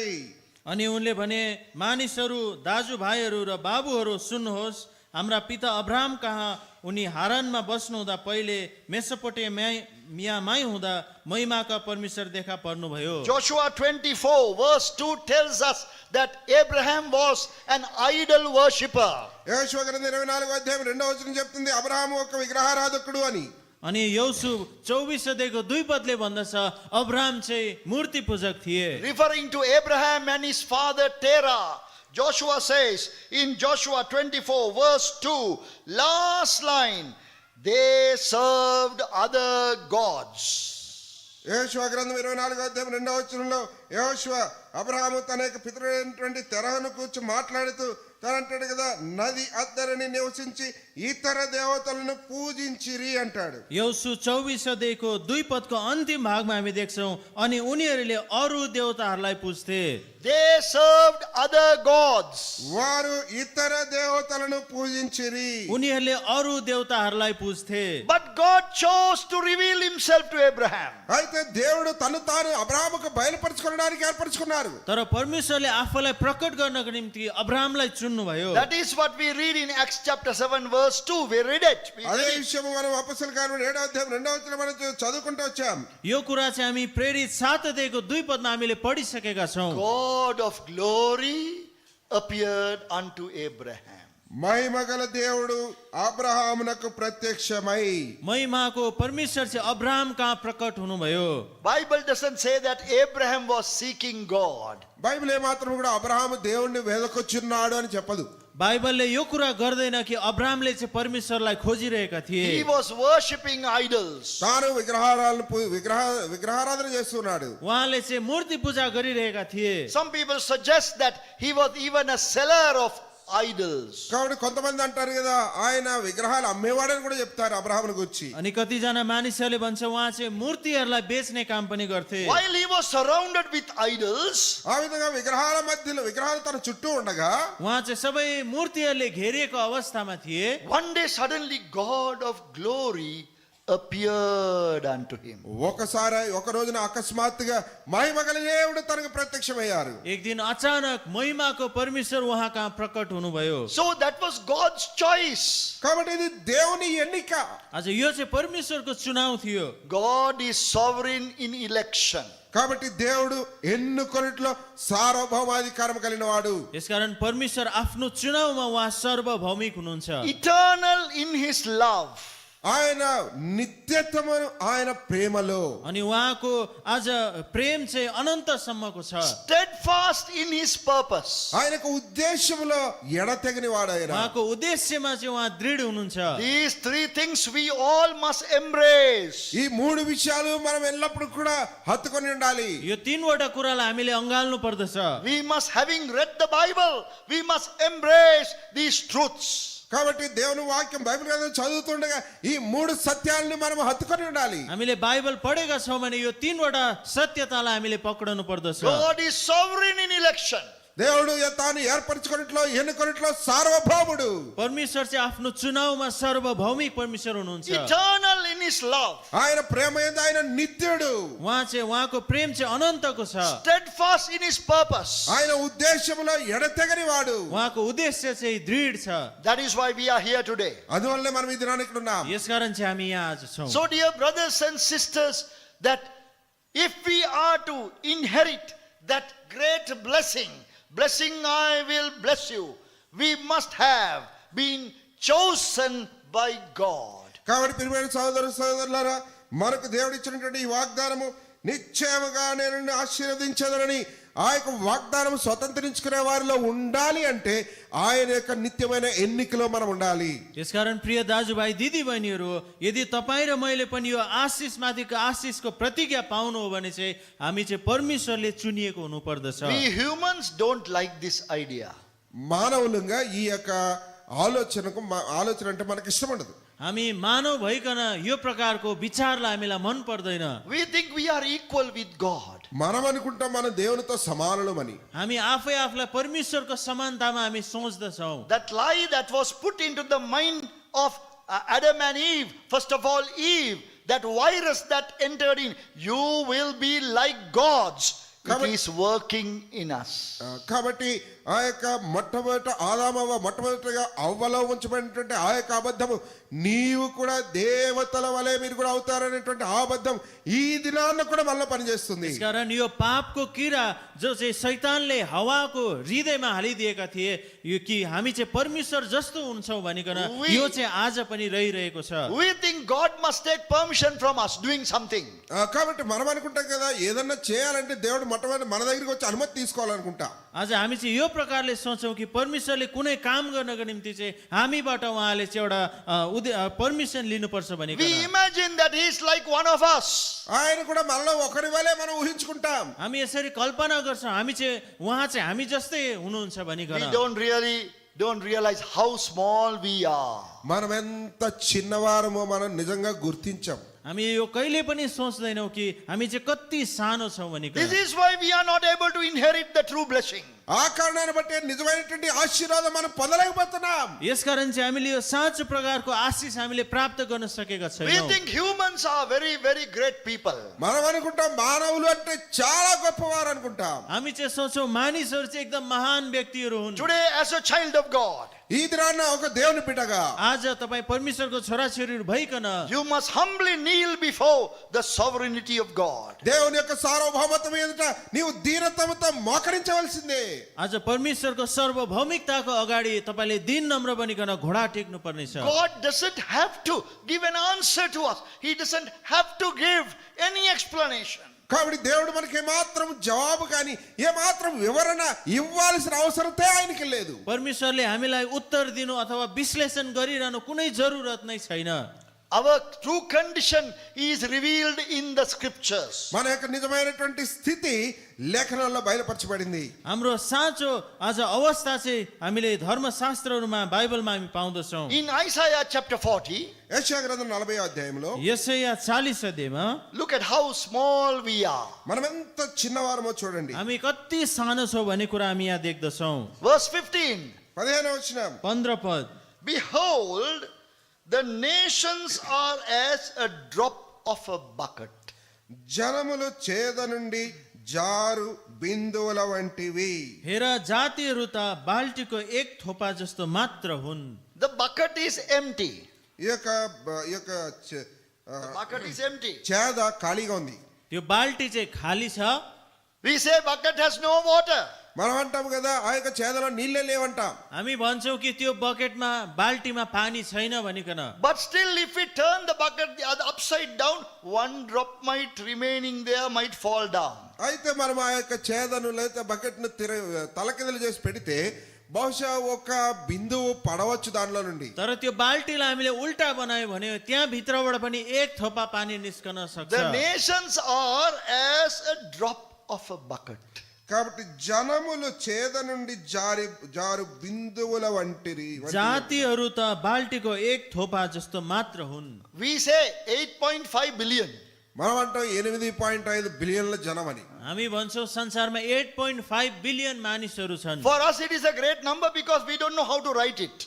కాబట్టి మనకు అది ఎలా రాయాలో తెలియదు కాబట్టి అది అంత పెద్ద సంఖ్య అనుకుంటాం మనం. हामीलाई यो संख्या ठुलो लाग्छ किनभने हामीलाई यसलाई लेख्न हामी जान्दैनौँ. But for God it is like a drop in the bucket. అయితే దేవునికి అదే విధంగా ఉందంటే చేద నుండి జారిపడే ఒక బిందువులా ఉంది. तर परमेश्वरको निम्ति चाहिँ यो 1.8 बिलियन मान्छे चाहिँ बाल्टीमा भएको एक थोपा पानी जस्तो Then the मात्र हो. description goes on. ఇంకా వివరణ ముందుకు వెళ్తుంది. अनि त्यो अझै अगाडि उहाँले व्याख्या गर्नुहुन्छ. Nations are counted as the small dust of the balance.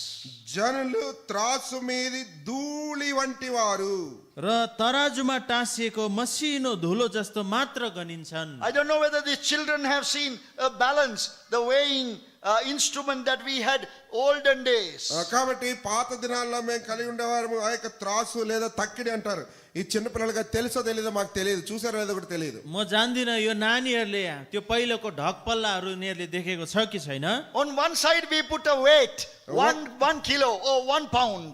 కాబట్టి ఒక ప్రక్క 1 కేజీ లేకపోతే 1 పౌండ్ ఆ బరువును పెడతారు. एकपट्टि चाहिँ हामीले 1 केजीको अथवा 1 पाउन्डको ढक राख्छौँ. On the other side we put some meat or some vegetable. ఆ మరొక ప్రక్క ఒక కూరగాయలు లేకపోతే మాంసమో ఆ ప్రక్కన పెడతారు. अनि अर्कोपट्टि चाहिँ कुनै साग सब्जी अथवा मासुहरू त्यहाँ राखिन्छ. And it has to balance properly. అది సరిగా అది బ్యాలెన్స్ కావాలి. अनि त्यो दुईटा कुरा चाहिँ त्यहाँ तौलिन्छ. Now all the nations are like a small dust in the balance. కాబట్టి జనములన్నీ కలిపి త్రాసు మీద ధూళి వంటి వారండి. यसकारण सबै जातिहरू चाहिँ त्यो तराजुमा टाँसिएको सानो धुलो जस्तो मात्र We are हो. highly thinking too much about us. మనల గురించి మనం చాలా ఎక్కువగా ఆలోచించుకుంటాం. हामी आफै आफूको विषयमा हामी धेरै उच्च उच्च कुराहरू सोच्छौँ. We don't know who God is. దేవుడు ఎవరో మనకు తెలియదు. हामीले परमेश्वर को हुनुहुन्छ भन्ने कुरालाई जान्दैनौँ. I used to go to the marketplace with my mother when I was a child. నేను చిన్నపిల్లవాడిగా ఉన్నప్పుడు నా తల్లిగారితో కూడా మార్కెట్కి వెళ్ళేవాడిని. म सानो छँदाखेरि मेरो आमासँग बजार जाँदा थिएँ. After buying all the vegetables, she will go to the meat stall. ఆ యొక్క కూరగాయలన్నీ కొన్న తర్వాత మాంసం దుకాణానికి వెళ్ళేవారు. सबै साग सब्जीहरू किने पश्चात उहाँ चाहिँ मासुको दोकानमा जानुहुन्थ्यो. 1 pound of meat. 1 పౌండ్ ఆ యొక్క మాంసం. 1 पाउन्ड मासु. This man who is weighing the meat is a very cunning man. ఆ యొక్క మాంసం తూచేటువంటి వ్యక్తి చాలా యుక్తిపరుడు. अनि यो मासु दोकानको त्यो तौलिने मान्छे चाहिँ एकदम धूर्त प्रकारको थियो. He pretends to be very busy. తాను ఎంతో రద్దీగా ఉన్నట్టుగా తాను వేషం వేస్తాడు. अनि ऊ चाहिँ एकदमै बिजी भएको जस्तो So देखाउँथ्यो. he will take 1 pound of meat and just put into the one side of the balance and press it with his hand. కాబట్టి 1 పౌండ్ మాంసాన్ని తీసుకొని ఆ యొక్క తక్కిల్లో ఒక ప్రక్కన వేసి దాన్ని చేతిలో అదుముతాడు. अनि उहाँले चाहिँ 1 पाउन्ड मासु लिएर ढकबल्लामा राखेर यसरी थिच्नुहुन्थ्यो. And he will say, Madam, it's all right, 1 pound. కాబట్టి మేడం ఇదంతా 1 పౌండ్ ఉందని చెప్తాడు. अनि उहाँले भन्छ म्याडम यो ठिक छ 1 पाउन्ड भयो. But my mother will never get caught to him. అయితే మా తల్లిగారు తన వల్ల ఏమాత్రం చిక్కునేది కాదు. तर मेरो आमा चाहिँ सजिलोसँग उहाँ ठगिनुहुन्थेन. He is trying it every week. ప్రతి వారం కూడా ప్రయత్నం చేసేవాడు అతను. किनभने उहाँ सधैँ नै त्यहाँ जानुहुन्थ्यो. My mother will tell him, I have not come to buy your hand, only meat.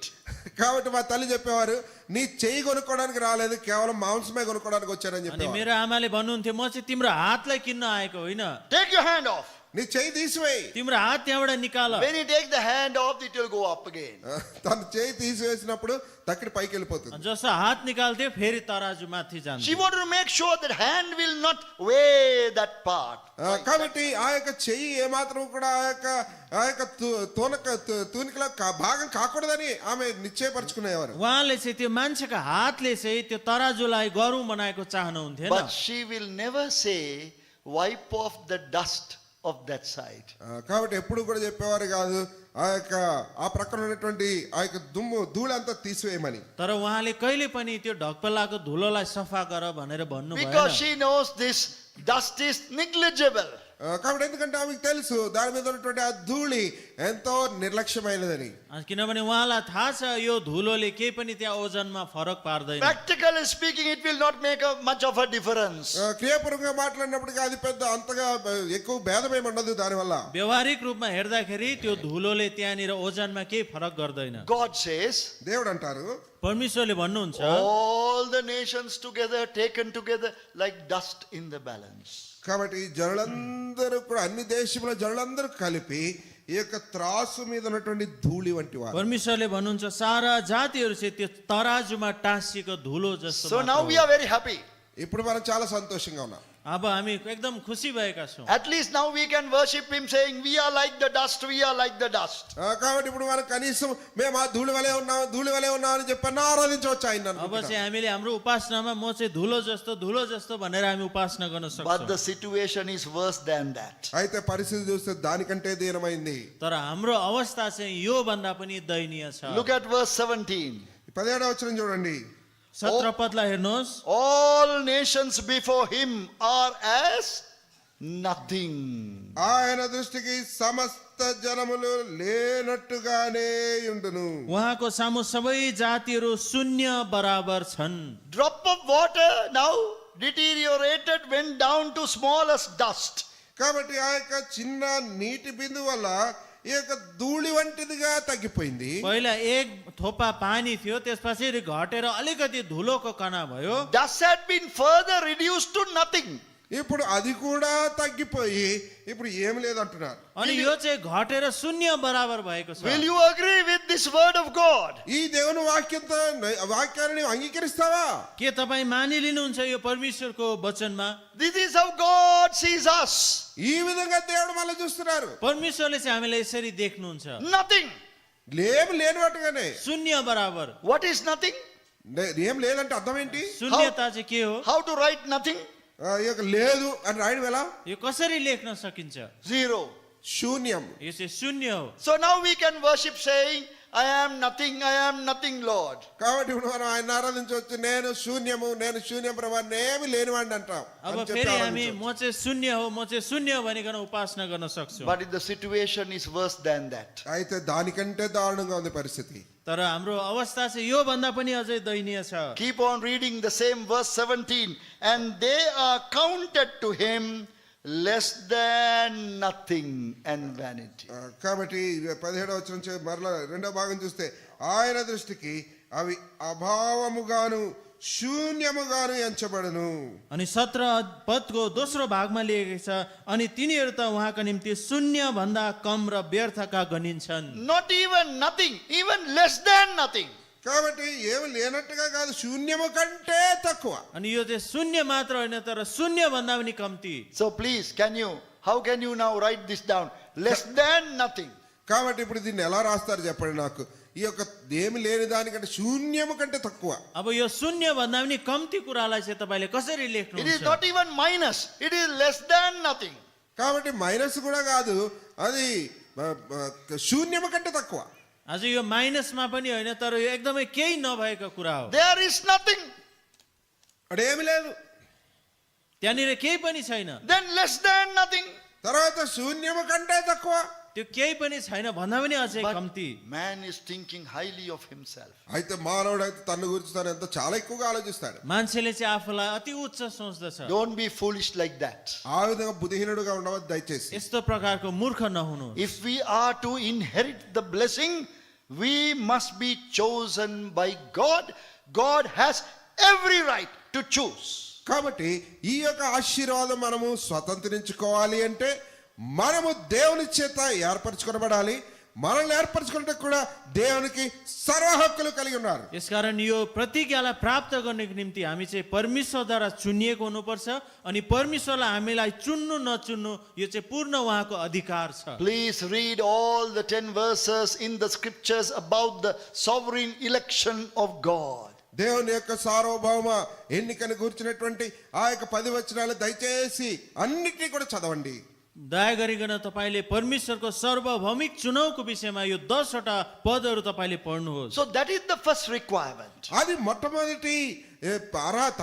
पहिलो आवश्यकता चाहिँ यो छ, God must choose us. దేవుడు మనల్ని ఏర్పరచుకోవాలి, ఎన్నుకోవాలి. परमेश्वरले हामीलाई चुनेको हुनुपर्दछ। Now we know God has chosen us. ఇప్పుడు మనకు తెలుసు దేవుడు మనల్ని ఏర్పరచుకున్నారని. अब हामी बुझ्यौँ कि परमेश्वरले हामीलाई चुनेको हुनुपर्छ। That is the great thing now. ఇది ఎంత గొప్ప విషయం. ఇప్పుడు अझ यो चाहिँ मुख्य विषय हो। We can now inherit this blessing. ఇప్పుడు మనం ఈ యొక్క ఆశీర్వాదమును స్వతంత్రించుకోవచ్చు. अब चाहिँ हामीले यो आशिषलाई प्राप्त गर्न सक्छौँ। And then we have a second requirement. ఆ తర్వాత రెండవ అర్హత ఉంది మనకు. अर्को दोस्रो प्रकारको त्यहाँनिर खाँचो कुरा पनि छ। We must experience death to the old man. మన యొక్క ప్రాచీన పురుషునికి చావును మనం అనుభవించాలి. हाम्रो पुरानो मानिसको मृत्युलाई चाहिँ हाम्रो जीवनमा हामीले चाखेको हुनुपर्छ। Stephen in his last message, final message, he left us with so much of instruction. కాబట్టి ఈ యొక్క స్టెఫను తన యొక్క చివరి వర్తమానంలో ఎంతో గొప్ప వర్తమానం మనకి ఇచ్చి ఉంటున్నారు. अनि स्टेफनसले यो अन्तिम शब्दहरू उहाँका यसरी लेखेका छन्। Acts chapter 7 please. అపొస్తలుల కార్యములు 7వ అధ్యాయం దయచేసి. प्रेरित 7 अध्याय। And we find in verse 2 God appearing unto Abraham. 2వ అధ్యాయం 2వ వచనం మనం చూస్తాం. అబ్రహామునకు దేవుడు ప్రత్యక్షమై అని. 2 पदमा हामी देख्छौँ परमेश्वर चाहिँ अब्राहम कहाँ प्रकट हुनुभयो। Now look at verse 4. ఇప్పుడు 4వ వచనం చూడండి. अब तपाईँ 4 पदलाई हेर्नुहोस्। Then came Abraham out of the land of the Chaldeans and dwelt in Charan. అప్పుడు అతడు కల్దీల దేశమును విడిచిపోయి హారానులో కాపురముండెను అని చూస్తున్నాడు 4వ వచనంలో. तब उनी कल्दीहरूको देशबाट निस्केर आए र हारानमा बसे। He didn't come to the land of Canaan. తాను ఆ యొక్క కనాను దేశమునకు రాలేదు. उहाँ चाहिँ सिधा कनानमा आउनु भएन, He has come halfway. తాను సగము దూరమే వచ్చాడు. उहाँ आधा बाटोसम्म आउनु भएको You छ। know this story. మీకు ఆ యొక్క వృత్తాంతం తెలుసు. तपाईलाई यो कथा थाहा छ। He came and dwelt in Haran or Charan. కాబట్టి తాను హారానుకు వచ్చి అక్కడ కాపురం ఉన్నాడు. उहाँ चाहिँ हरान अथवा कारानमा उहाँ बास बस्नुभयो। Then what happened? ఆ తర్వాత ఏం జరిగింది? अनि के भयो? Verse 4, middle part. 4వ వచనం మధ్య భాగం. 4 पदको मध्य भागलाई हामी देख्छौँ। And from thence, when his father was dead, God removed him into this land. అతని తండ్రి చనిపోయిన తర్వాత అక్కడ నుండి మీరు ఇప్పుడు కాపురం ఈ దేశమందు నివసించుటకై దేవుడు అతన్ని తీసుకొని వచ్చెను. अनि उनका बाबुको मृत्यु भएपछि उहाँले उनलाई त्यहाँबाट यस देशमा सार्नुभयो। This great riddle of God calling Abraham, it was a hidden thing, is explained by Stephen. కాబట్టి దేవుడు అబ్రహామును పిలిచాడు అనేటువంటి ఈ యొక్క రిడిల్ అనేటువంటిది ఈ యొక్క స్టెఫను దాన్ని వివరిస్తూ వచ్చాడు. आज परमेश्वरले अब्राहमलाई बोलाउनु भएको एउटा रहस्यको विषयमा चाहिँ स्टेफनसले यहाँनिर प्रश्न पारेको कुरा हामी देख्छौँ। In chapter 11 of Genesis, we find Terah, the father, is starting the journey. కాబట్టి ఆదికాండం 11వ అధ్యాయంలో అబ్రహాము తండ్రి అయినటువంటి తెరహు ప్రయాణం ఆరంభించడం మనం చూస్తాం. हामी उत्पत्ति 11 अध्यायमा हामी देख्छौँ त्यहाँनिर तेरा अब्रामको बाबुले चाहिँ त्यो यात्रालाई सुरु गरेको हामी Please देख्छौँ. try to understand this very important spiritual truth. ఈ యొక్క ఎంతో ప్రాముఖ్యమైనటువంటి ఆత్మీయమైనటువంటి సత్యమును అర్థం చేసుకునే ప్రయత్నం చేయండి. दया गरिकन यो आत्मिक सत्यतालाई तपाईँले राम्रोसँगले बुझ्ने कोसिस गर्नुहोस्. 11:31. 11:31 Genesis. ఆదికాండం. उत्पत्ति 11 अध्याय. Terah took Abraham his son and all the others to go into the land of Canaan. తెరహు తన కుమారుడు అబ్రహామును తన కుమారుడు అనగా హారాను కుమారుడు లోతును తన కలిగినంత తీసుకొని తాను కనానుకు వెళ్ళుటకు కల్దీన ఊరును పట్టణంలో నుండి వారితో కూడా బయలుదేరి Right. హారాను మట్టుకు వచ్చి. अनि यहाँनिर हामी देख्छौँ अनि Terah only did it. अनि यो तेराले चाहिँ यो यात्रालाई सुरु गरेको छ. కాబట్టి తెరహు ఆ యొక్క ప్రయాణం ఆరంభించాడు. God did not call Terah. తెరహును దేవుడు పిలవలేదు. परमेश्वरले तेरालाई बोलाउनु भएको But थिएन. Genesis record tells us that Terah took his children and started going. అయితే ఈ ఆదికాండం 11వ అధ్యాయము తెరహు తన కుమారుని తన యొక్క సంపదంతలను తీసుకొని ఆ యొక్క ప్రయాణం ఆరంభించినట్లుగా చెప్తుంది. तर उत्पत्ति 31 पदमा हामी देख्छौँ तेराले चाहिँ आफ्नो छोराछोरीलाई लिएर यो यात्रालाई सुरु गरे. God in fact told Abraham, you leave your father's house. కాబట్టి దేవుడైతే సత్యం చెప్పాలంటే దేవుడే అబ్రహాముతో నీ తండ్రి ఇంటిని విడిచి నీవు రమ్మని అడిగారు. परमेश्वरले चाहिँ अब्राहमलाई भन्नुभएको थियो तिमीले आफ्नो बाबुको घरलाई छोडेर निस्किनु. But now father's house is coming with him. అయితే ఇప్పుడు తండ్రి గృహం అంతా కూడా తనతో వస్తుంది. तर अब यो बाबुको परिवार चाहिँ उसँगै आइरहेको छ. Not only coming, father's house is deciding everything, leading the way. కాబట్టి వచ్చుట మాత్రమే కాదు కానీ తండ్రి ఇల్లే సమస్తము కూడా తీర్మానించి సమస్తం నడిపిస్తుంది. त्यो यात्रा मात्र होइन तर उसको बाबु र परिवारले पो त्यो यात्रा सुरु गरिरहेको छ. This remained a mystery until Stephen opened his mouth. ఈ యొక్క స్టెఫను తన నోరు తెరిచే వరకు కూడా ఇదొక మర్మముగానే మిగిలిపోయింది. जबसम्म स्टेफनसले आफ्नो मुख खोलेन त्यति बेलासम्म यो कुरा चाहिँ एउटा रहस्य थियो. This is what happened. ఇది జరిగింది. अनि यो चाहिँ के भएको थियो? Let me now give you an imaginary story. ఇప్పుడు మీకు ఊహాపూర్వకమైన ఒక కథ చెప్పనివ్వండి. म तपाईहरु कहाँ एउटा काल्पनिक एउटा कथा भन्छु. One day Terah noticed that Abraham's face has changed. ఒక రోజు తెరహు గుర్తించాడు అబ్రహాము ముఖం మారిపోయిందని. एक दिन अब्रामको बाबु तेराले देख्दाखेरि अब्रामको मुहार चाहिँ अर्कै भएको रहेछ. Abraham is packing his bags. Abraham తన యొక్క సంచులను సర్దుకుంటున్నాడు. अब्रामले चाहिँ आफ्नो ब्यागहरु प्याक गरिरहेको रहेछ. Telling Sarah also, get the bags ready, get all the clothes. We are going. సారా కూడా చెప్తూ వచ్చాడు నీ యొక్క సంచులన్నీ సర్దుకో మనం వెళ్ళిపోతున్నాం. अनि सारालाई पनि भनिरहेको छ छिटो छिटो गर अब हामी जानुपर्छ. Terah came and asked, where are you going, my son? తెరహు వచ్చాడు నా కుమారుడా ఎక్కడికి వెళుతున్నావు? अनि तेराले अब्रामलाई सोध्छ छोरा तिमी कहाँ गइरहेका छौ? Abraham said, God of glory has appeared to me.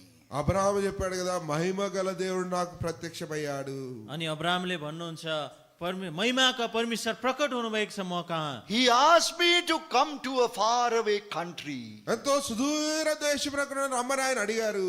उहाँले मलाई त्यो टाढो देशमा उहाँले जानु भन्नुभएको छ. So I am going away. అందుకే నేను వెళ్ళిపోతున్నాను. यसकारण म यहाँबाट निस्किरहेको छु. Terah would have said, తెరా చెప్పిండొచ్చు तेराले भन्यो होला my son, please don't go. నా కుమారుడా దయచేసి వెళ్ళిపోకు. मेरो छोरा तिमी नजाऊ. Who is this God of glory? ఈ మహిమ గల దేవుడు ఎవరైనా? अनि यो महिमाको परमेश्वर को हो? Look at all these idols. They are very beautiful. మన చుట్టూ ఉన్న విగ్రహాలన్నీ చూడ ఎంత సౌందర్యంగా ఉన్నాయి. यो सबै मूर्तिहरूलाई हेरे कति सुन्दर छन्. Let us worship the idols and wait here. ఆ యొక్క విగ్రహాలను పూజిస్తూ ఇక్కడే ఉందాం. हामी यो मूर्तिहरूलाई पूजा गरौँ अनि यहीँ बसौँ.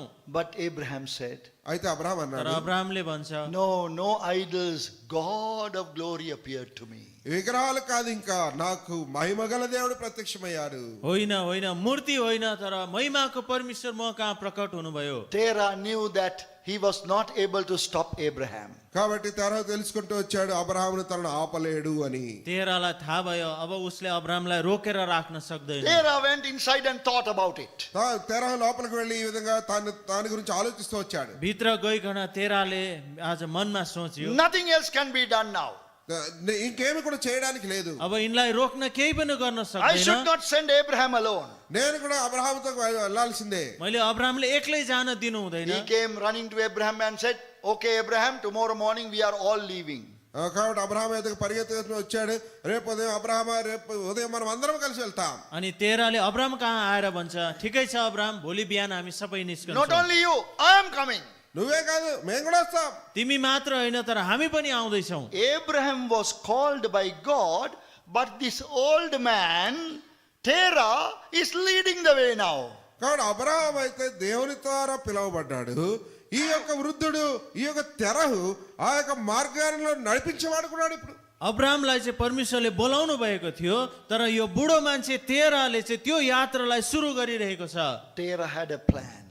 తెరహు ఒక ప్రణాళిక కలిగి ఉన్నాడు. तेराको चाहिँ एउटा योजना थियो. Let us go as far as possible. ఎంత దూరం సాధ్యమైతే అంత దూరం వెళదాం. जहाँसम्म हामी पुग्छौँ यिनको साथमा हामी Then पनि जाउँ. Abraham will be tired. అప్పుడు అబ్రహాం అలసిపోతాడులే. एक दिन Abraham थाक्छ I can stop him halfway. ఆ మధ్యలోనే నేను దాన్ని ఆపవచ్చు. अनि म आधो बाटोमा पुग्दा यिनको यात्रालाई म टुङ्ग्याइदिन्छु. That's exactly what they did. అదే ఖచ్చితంగా వారు చేసిన పని. अनि यो काम चाहिँ यिनीहरूले गरे. Started off to go to Canaan, వారు కనానికి వెళ్ళటకు ఆరంభించారు. उनीहरू कनानको यात्रामा त निस्के, stopped halfway through at Haran. మధ్యలోనే హారాన్ యొద్ద ఆగిపోయారు. तर आधा बाटो हरानमा पुग्दा त्यहाँनिर अडिए. The Bible says they came and lived there. కాబట్టి బైబిల్ చెప్తుంది అంటే వారు అక్కడికి వచ్చి నివసించిరి. अनि बाइबलले भन्दछ तिनीहरू त्यहाँनिर आएर बसे. Now this old man is becoming a hindrance. ఇప్పుడు ఈ యొక్క వృద్ధుడు ఆటంకముగా మారుతున్నాడు. अनि यहाँनिर यो वृद्ध मान्छे चाहिँ त्यहाँनिर एउटा बाधाको कारण My भइरहेको छ. son, I cannot travel anymore. My back is aching. నా కుమారుడా నేను ఇంకేమాత్రం ప్రయాణం చేయలేను, నాకు నడుము నొప్పి వస్తుంది. अनि मेरो छोरा म अब अगाडि जान सक्दिनँ, मेरो ढाड दुखिरहेको छ. My son, I am tired of walking now. నా కుమారుడా నడిచి నడిచి నేను అలసిపోయాను. मेरो छोरा अब म हिँडेर थाकिसकेको छु. So what can Abraham do now? ఇప్పుడు అబ్రహాం ఏం చేయగలడు? अब अब्राहमले के गर्न सक्छ? He is neither in Ur of Chaldees nor in Canaan. కాబట్టి తాను ఆ యొక్క కల్దీల ఊరనే గ్రామంలో లేడు, ఇక్కడ దేవుడు చెప్పినటువంటి కనాలులోనూ తాను లేడు. उहाँ चाहिँ कल्दीहरूको उरमा पनि छैन अनि प्रतिज्ञाको देश कनानमा पनि छैन. He is in between. తాను మధ్యలో ఉన్నాడు. ऊ चाहिँ बिचमा छ. This is the condition of many of us. మనలో అనేక మందికి పరిస్థితి ఈ విధంగా यो ఉంది. प्रकारको परिस्थिति अवस्था चाहिँ हाम्रो धेरैको छ. We are somewhere in between. మన మధ్యలో ఎక్కడో ఉండిపోయాం. हामी कुनै प्रकारले यस्तो बिचमा हामी परेका छौँ. What is the reason? దానికి కారణం ఏంటి? यसको कारण के छ? The old man is hindering us. ఆ వృద్ధుడు మనల్ని ఆటంకపరుస్తున్నాడు. त्यो पुरानो मान्छेलाई हामीलाई अड्काइरहेको छ. So Stephen says, అందువల్ల స్టెఫన్ అంటాడు, यसकारण स्टेफनसले भन्दछ, Acts 7 and verse 4, అపొస్తలుల కార్యాలు 7వ అధ్యాయం 4వ వచనము, प्रेरित 7 अध्यायको 4 Padma, when his father was dead. అతని తండ్రి చనిపోయిన తరువాత अनि उनका बाबुको मृत्यु भएपछि Then only Abraham got the freedom to complete the journey. అప్పుడు మాత్రమే అబ్రహాము తన యొక్క ప్రయాణమును ముగించుట కొరకైనటువంటి స్వేచ్ఛ స్వాతంత్రాలు పొందగలిగాడు. अनि मात्र अब्राहमले त्यो यात्रालाई फेरि पनि पूरा गर्ने स्वतन्त्रता पाए. This is a great lesson for you and for me. నీకు నాకు కూడా ఇదెంతో గొప్ప పాఠము. अनि यो चाहिँ तपाईँ र मेरो निम्ति एउटा अति ठुलो शिक्षा If छ. we want to inherit the true blessing, మనము నిజమైనటువంటి ఆశీర్వాదము స్వతంత్రించుకోవాలని కోరితే हामीले यो साँचो आज हामीले आशिषलाई पाउनु हो भने the old man must be put to death. మన యొక్క ప్రాచీన పురుషుడు మరణించవలసిందే. हाम्रो पुरानो मान्छे चाहिँ मरेको हुनुपर्छ. Old man is pulling us back. ఆ యొక్క ప్రాచీన పురుషుడు మనల్ని వెనక్కి यो లాగేవాడు. पुरानो मान्छेलाई हामीलाई पछाडि तानिरहेको छ. He is playing tricks on us. వాడు మన మీద ఎన్నో యుక్తులు పన్నుతున్నాడు. उहाँले यो पुरानो मान्छेले हाम्रो जीवनमा नाना प्रकारको युक्तिहरू लाइरहेको छ. He is not allowing us to enter into a spirit filled life. ఆత్మ పూర్ణులైన జీవితం మనం కలిగి ఉండటానికి మనల్ని ఏమాత్రము కూడా వాడు అనుమతించడం లేదు. उहाँले हामीलाई यो पुरानो मान्छेले चाहिँ आत्माले भरिएको जीवनमा हामीलाई जान दिइरहेको छैन. That is the meaning of Canaan. అదే కనాను యొక్క అర్థం. यो चाहिँ कनानको अर्थ चाहिँ हो. Canaan is not heaven. Canaan అంటే పరలోకం కాదు. कनान चाहिँ स्वर्गीय होइन. It is the spirit filled life. అది ఆత్మపూర్ణులై జీవించే జీవితం. कनानको अर्थ चाहिँ हुन्छ आत्माले भरिएको जीवन. But the Father, the nature that we receive through our fathers, that nature is pulling us back. కాబట్టి మన యొక్క పితరుల యొద్ద నుండి మనము పొందినటువంటి ఆ యొక్క స్వభావము అది మనల్ని వెనక్కి లాగుతుంది. तर त्यो पुरानो मान्छेको स्वभावले चाहिँ हामीलाई पछाडि खिचिरहेको छ. There are many lessons that we need to learn from Abraham's life. Abraham యొక్క జీవితంలో నుండి మనం నేర్చుకోవాల్సినటువంటి అనేక పాఠములు ఉంటున్నాయి. अब्राहमको जीवनबाट हामीले धेरैवटा शिक्षाहरू सिक्न सक्छौँ. To inherit blessing, God should choose us. కాబట్టి మొట్టమొదటిగా ఆ యొక్క ఆశీర్వాదం మనం పొందడం కొరకే దేవుడు మనల్ని ఏర్పరచుకోవాలి. परमेश्वरको प्रतिज्ञालाई प्राप्त गर्नको निम्ति उहाँले हामीलाई चुनेको हुनुपर्छ. The corrupt nature we receive from the Father should die. ఆ యొక్క చెడిపోయినటువంటి స్వభావము మన పితరుల యొద్ద నుండి మనము పొందినటువంటి ఆ యొక్క స్వభావము మరణించాలి. हाम्रो यो पुरानो मान्छेको स्वभाव चाहिँ मरेको हुनुपर्छ. We must be liberated from our old nature through the power of the cross. సిలువ యొక్క శక్తి ద్వారా మన యొక్క ప్రాచీన స్వభావమును నుండి మనము స్వతంత్రులం కావాలి. क्रुसको शक्तिद्वारा चाहिँ हाम्रो पुरानो मान्छेको स्वभावबाट हामी मुक्त भएको हुनुपर्छ. All the problems in the church today, the divisions in the church today is because of the old man operating. కాబట్టి ఈ యొక్క దినాల్లో సంఘములో ఉన్నటువంటి సమస్యలు కలవరాలన్నిటికీ కూడా కారణం ఏంటంటే మనలో ఉన్నటువంటి యొక్క ప్రాచీన పురుషుడు పాత స్వభావమే.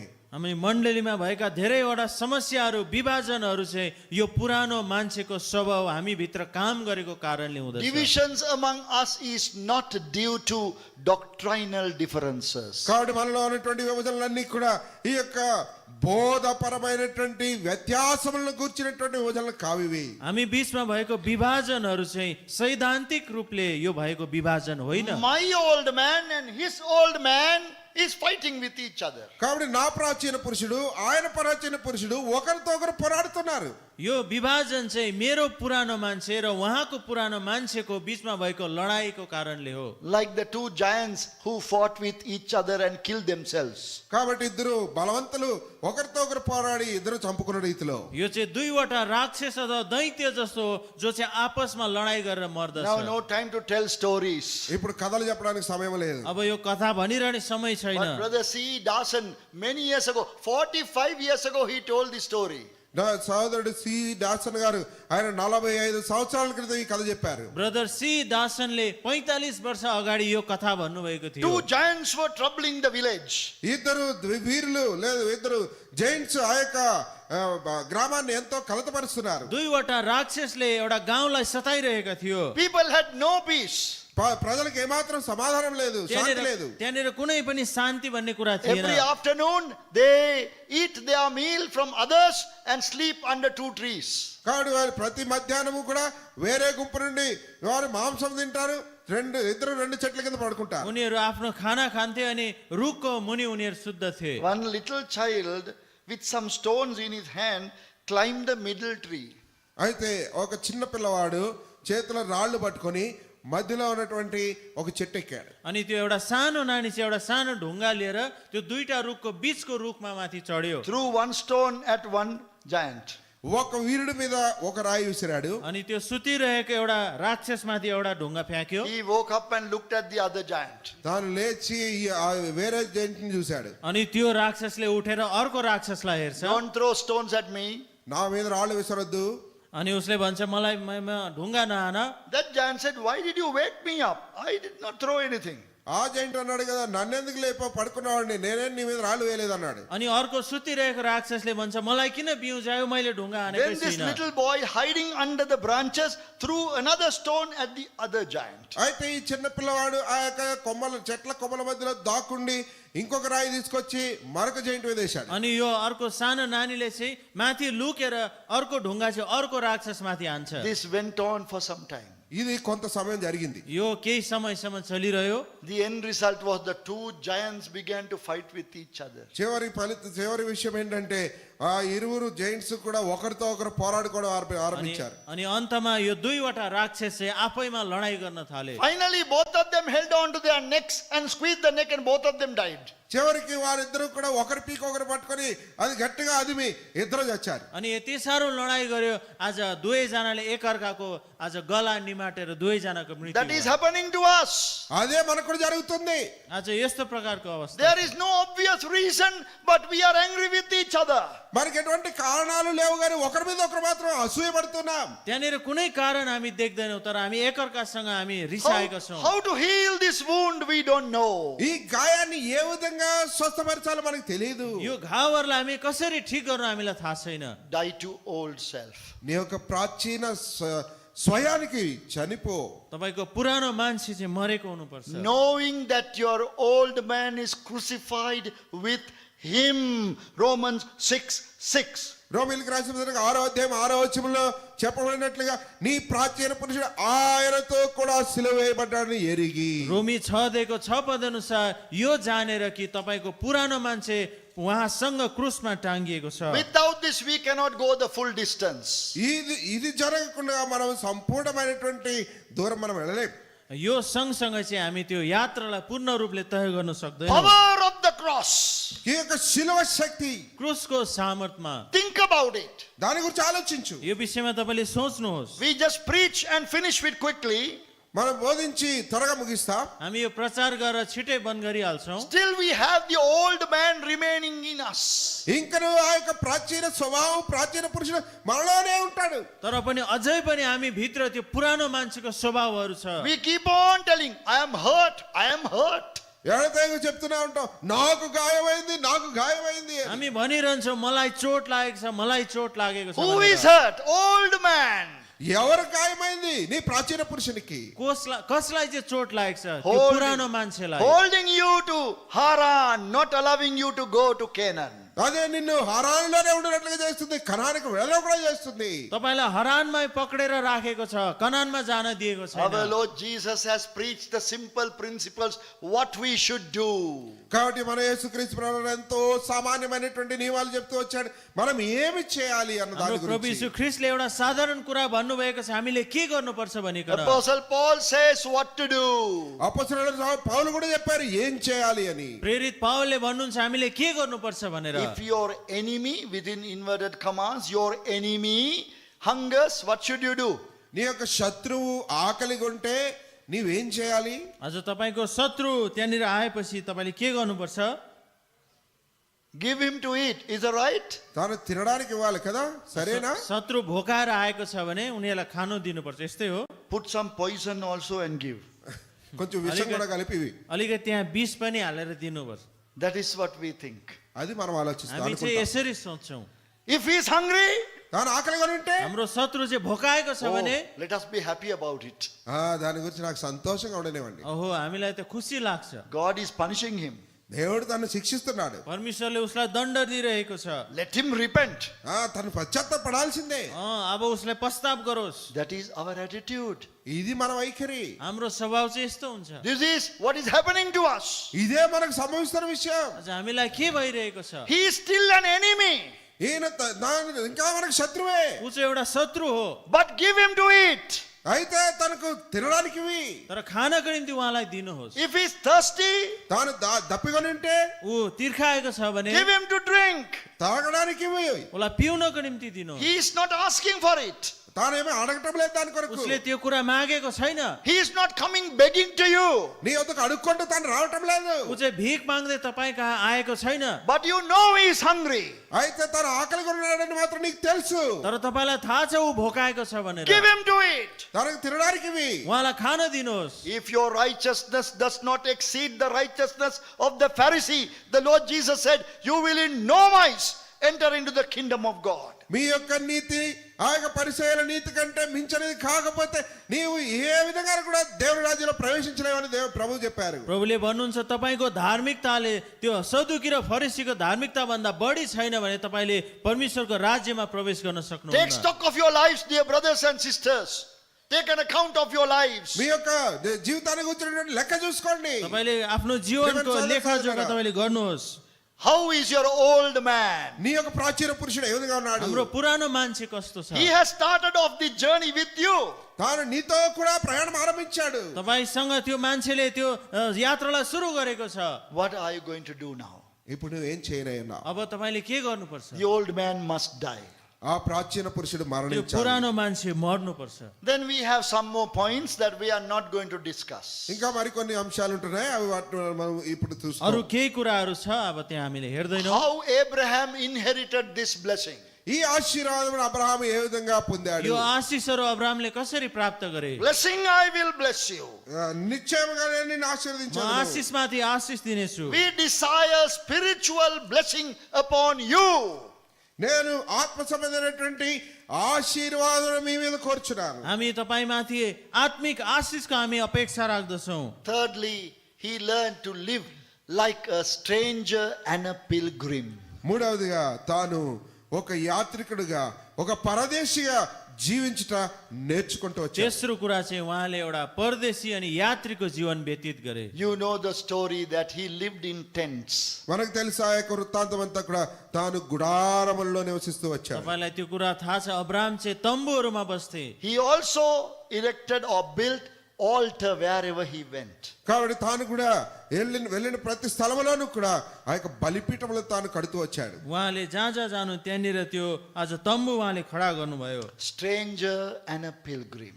ఒక పరదేశిగా ఒక యాత్రికుడిగా. यात्री अनि परदेशी। So these are ways by which we can inherit the blessing. కాబట్టి ఇవే ఈ మార్గముల ద్వారానే మనం ఆ యొక్క ఆశీర్వాదములు సంపాదించుకోగలుగుతాం. अनि यो केही कुराहरूद्वारा चाहिँ हामीले त्यो प्रतिज्ञालाई अथवा आशिषलाई हामी प्राप्त गर्न सक्छौँ। Number 4 is that we must display the spirit of Christ. నాలుగవది ఏంటంటే మనము క్రీస్తు యొక్క ఆత్మను మనం చూపించే వారంగా ఉండాలి. अनि चौथो कुरा चाहिँ हामीले प्रभु यीशु ख्रीष्टको आत्मालाई हाम्रो जीवनबाट प्रदर्शन गर्नुपर्दछ। We find in Genesis chapter 14.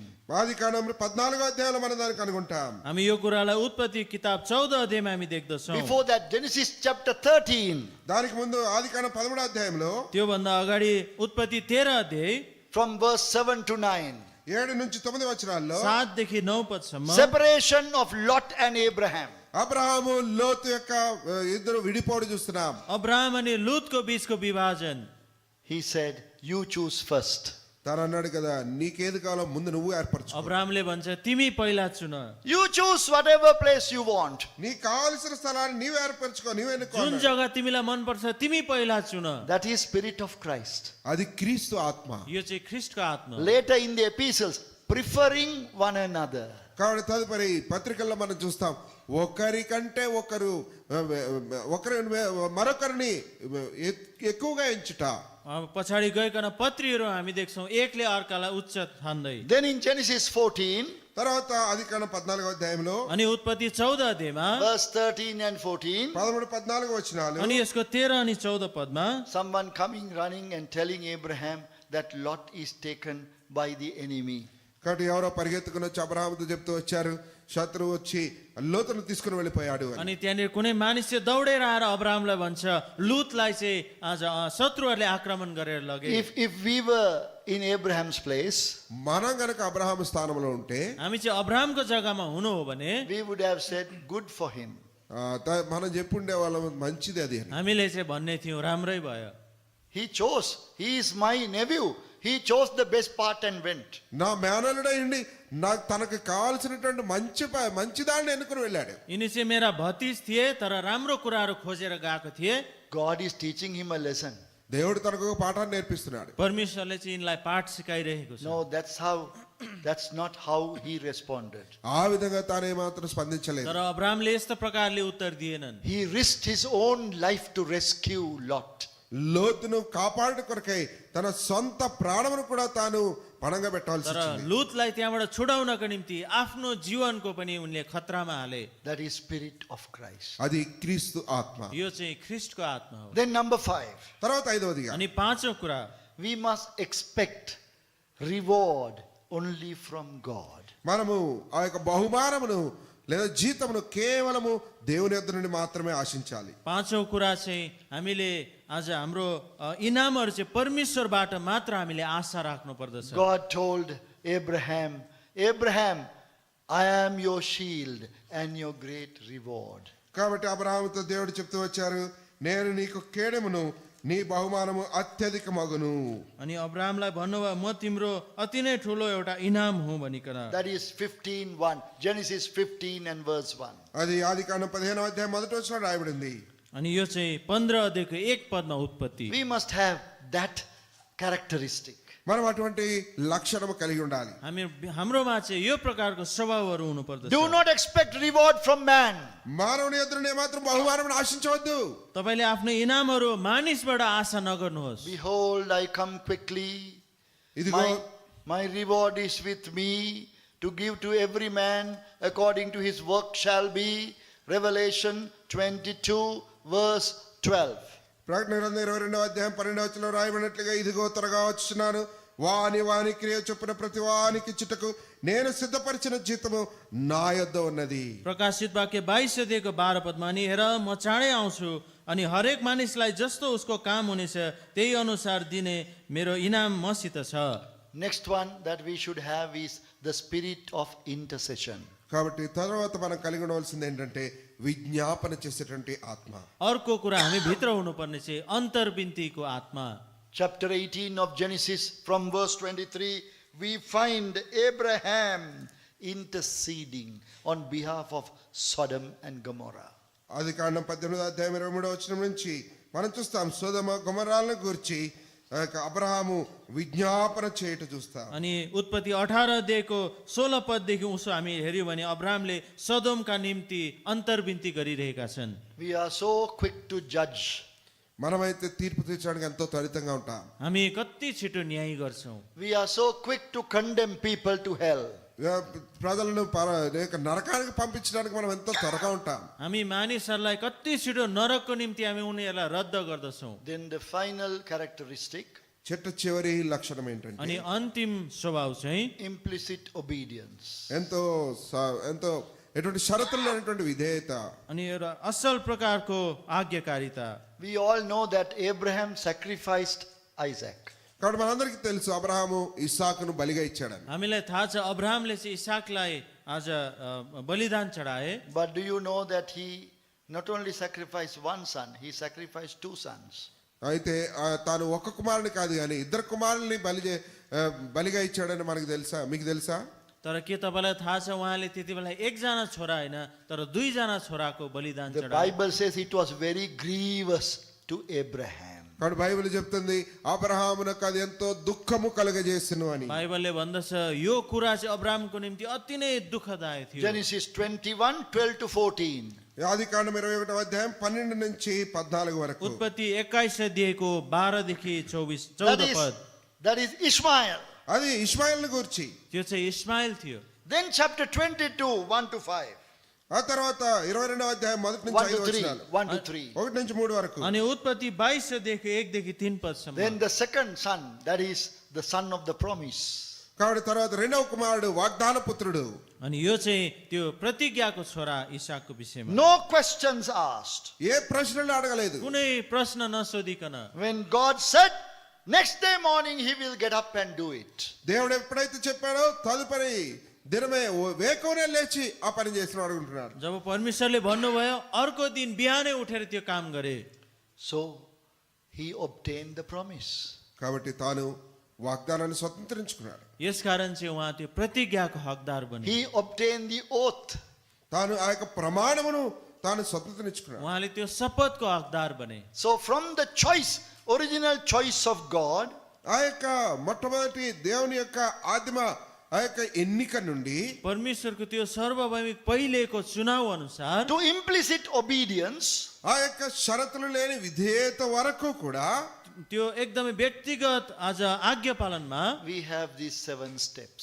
ఈ యొక్క 7 మెట్లు మనం కలిగి ఉన్నాం. यो 7 वटा खुड्किलाहरू हामी देख्दछौँ। Dear brothers and sisters, ప్రియమైన సహోదర సహోదరులారా, प्रिय दाजुभाइ दिदीबहिनीहरू, we are going to face another year. మనం మరొక సంవత్సరాన్ని ఎదుర్కొనే ఉన్నాం. हाम्रो अगाडि अर्को वर्ष पनि आइरहेको छ। We look back and give thanks to God for the past year. గత సంవత్సరమును చూసుకొని ప్రభువుకు మనము కృతజ్ఞతాస్తులు చెల్లిస్తాం. हामी पुरानो वर्षलाई पछाडि हेरेर हामी धन्यवाद चढाउँछौँ. 7 years completed. 7 సంవత్సరాలు సంపూర్తయ్యాయి. 7 वर्ष पुरा भयो. 8th year we should inherit the true blessing. 8వ సంవత్సరంలో ఈ యొక్క నిజమైన ఆశీర్వాదాన్ని మనం స్వతంత్రించుకోవాలి. 8औं वर्षमा चाहिँ हामीले यो आशिषहरूलाई हामीले प्राप्त गरौँ. But we must be following these principles.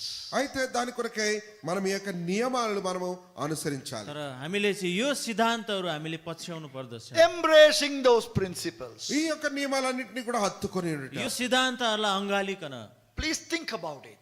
దయచేసి దాని గురించి ఆలోచించండి. వాటి कृपया గురించి तपाईँले आफूमा सोच्नुहोस्. One message preached tonight will not accomplish this work of God. కాబట్టి ఈ రాత్రి బోధించేటువంటి ఒక వర్తమానము దేవుని యొక్క కార్యమంతటిని కూడా అది జరిగించలేదు. आज रातिको यो एउटा सन्देशले तपाईँको जीवनमा यो पुरा गर्न सक्दैन. You must begin to meditate and think about these principles. ఈ యొక్క నియమాలను గురించి మనము ఆలోచించుట ధ్యానించుట మనం ఆరంభించాలి. तपाईँले यो सिद्धान्तहरूको विषयमा मनन गरेर तपाईँले यसको विषयमा विचार गर्नुपर्दछ. You have been chosen by God. నీవు దేవుని చేత ఏర్పరచుకొనబడ్డావు. तपाईँ चाहिँ परमेश्वरद्वारा चुनिएको हुनुहुन्छ. Now let the old man die. కాబట్టి ఇప్పుడు ప్రాచీన పురుషుడు చనిపోవడానికి అనుమతిస్తా. अब तपाईँले त्यो पुरानो मान्छेलाई मर्न दिनुहोस्. It is very difficult, అదెంతో కష్టం. यो अति कठिन छ. but it has to happen. అయినప్పటికీ అది జరిగి తీరాల్సిందే. तर यो हाम्रो जीवनमा हुनुपर्छ. Shall we pray? ప్రార్థన చేస్తాం. हामी प्रार्थना गर्नेछौँ.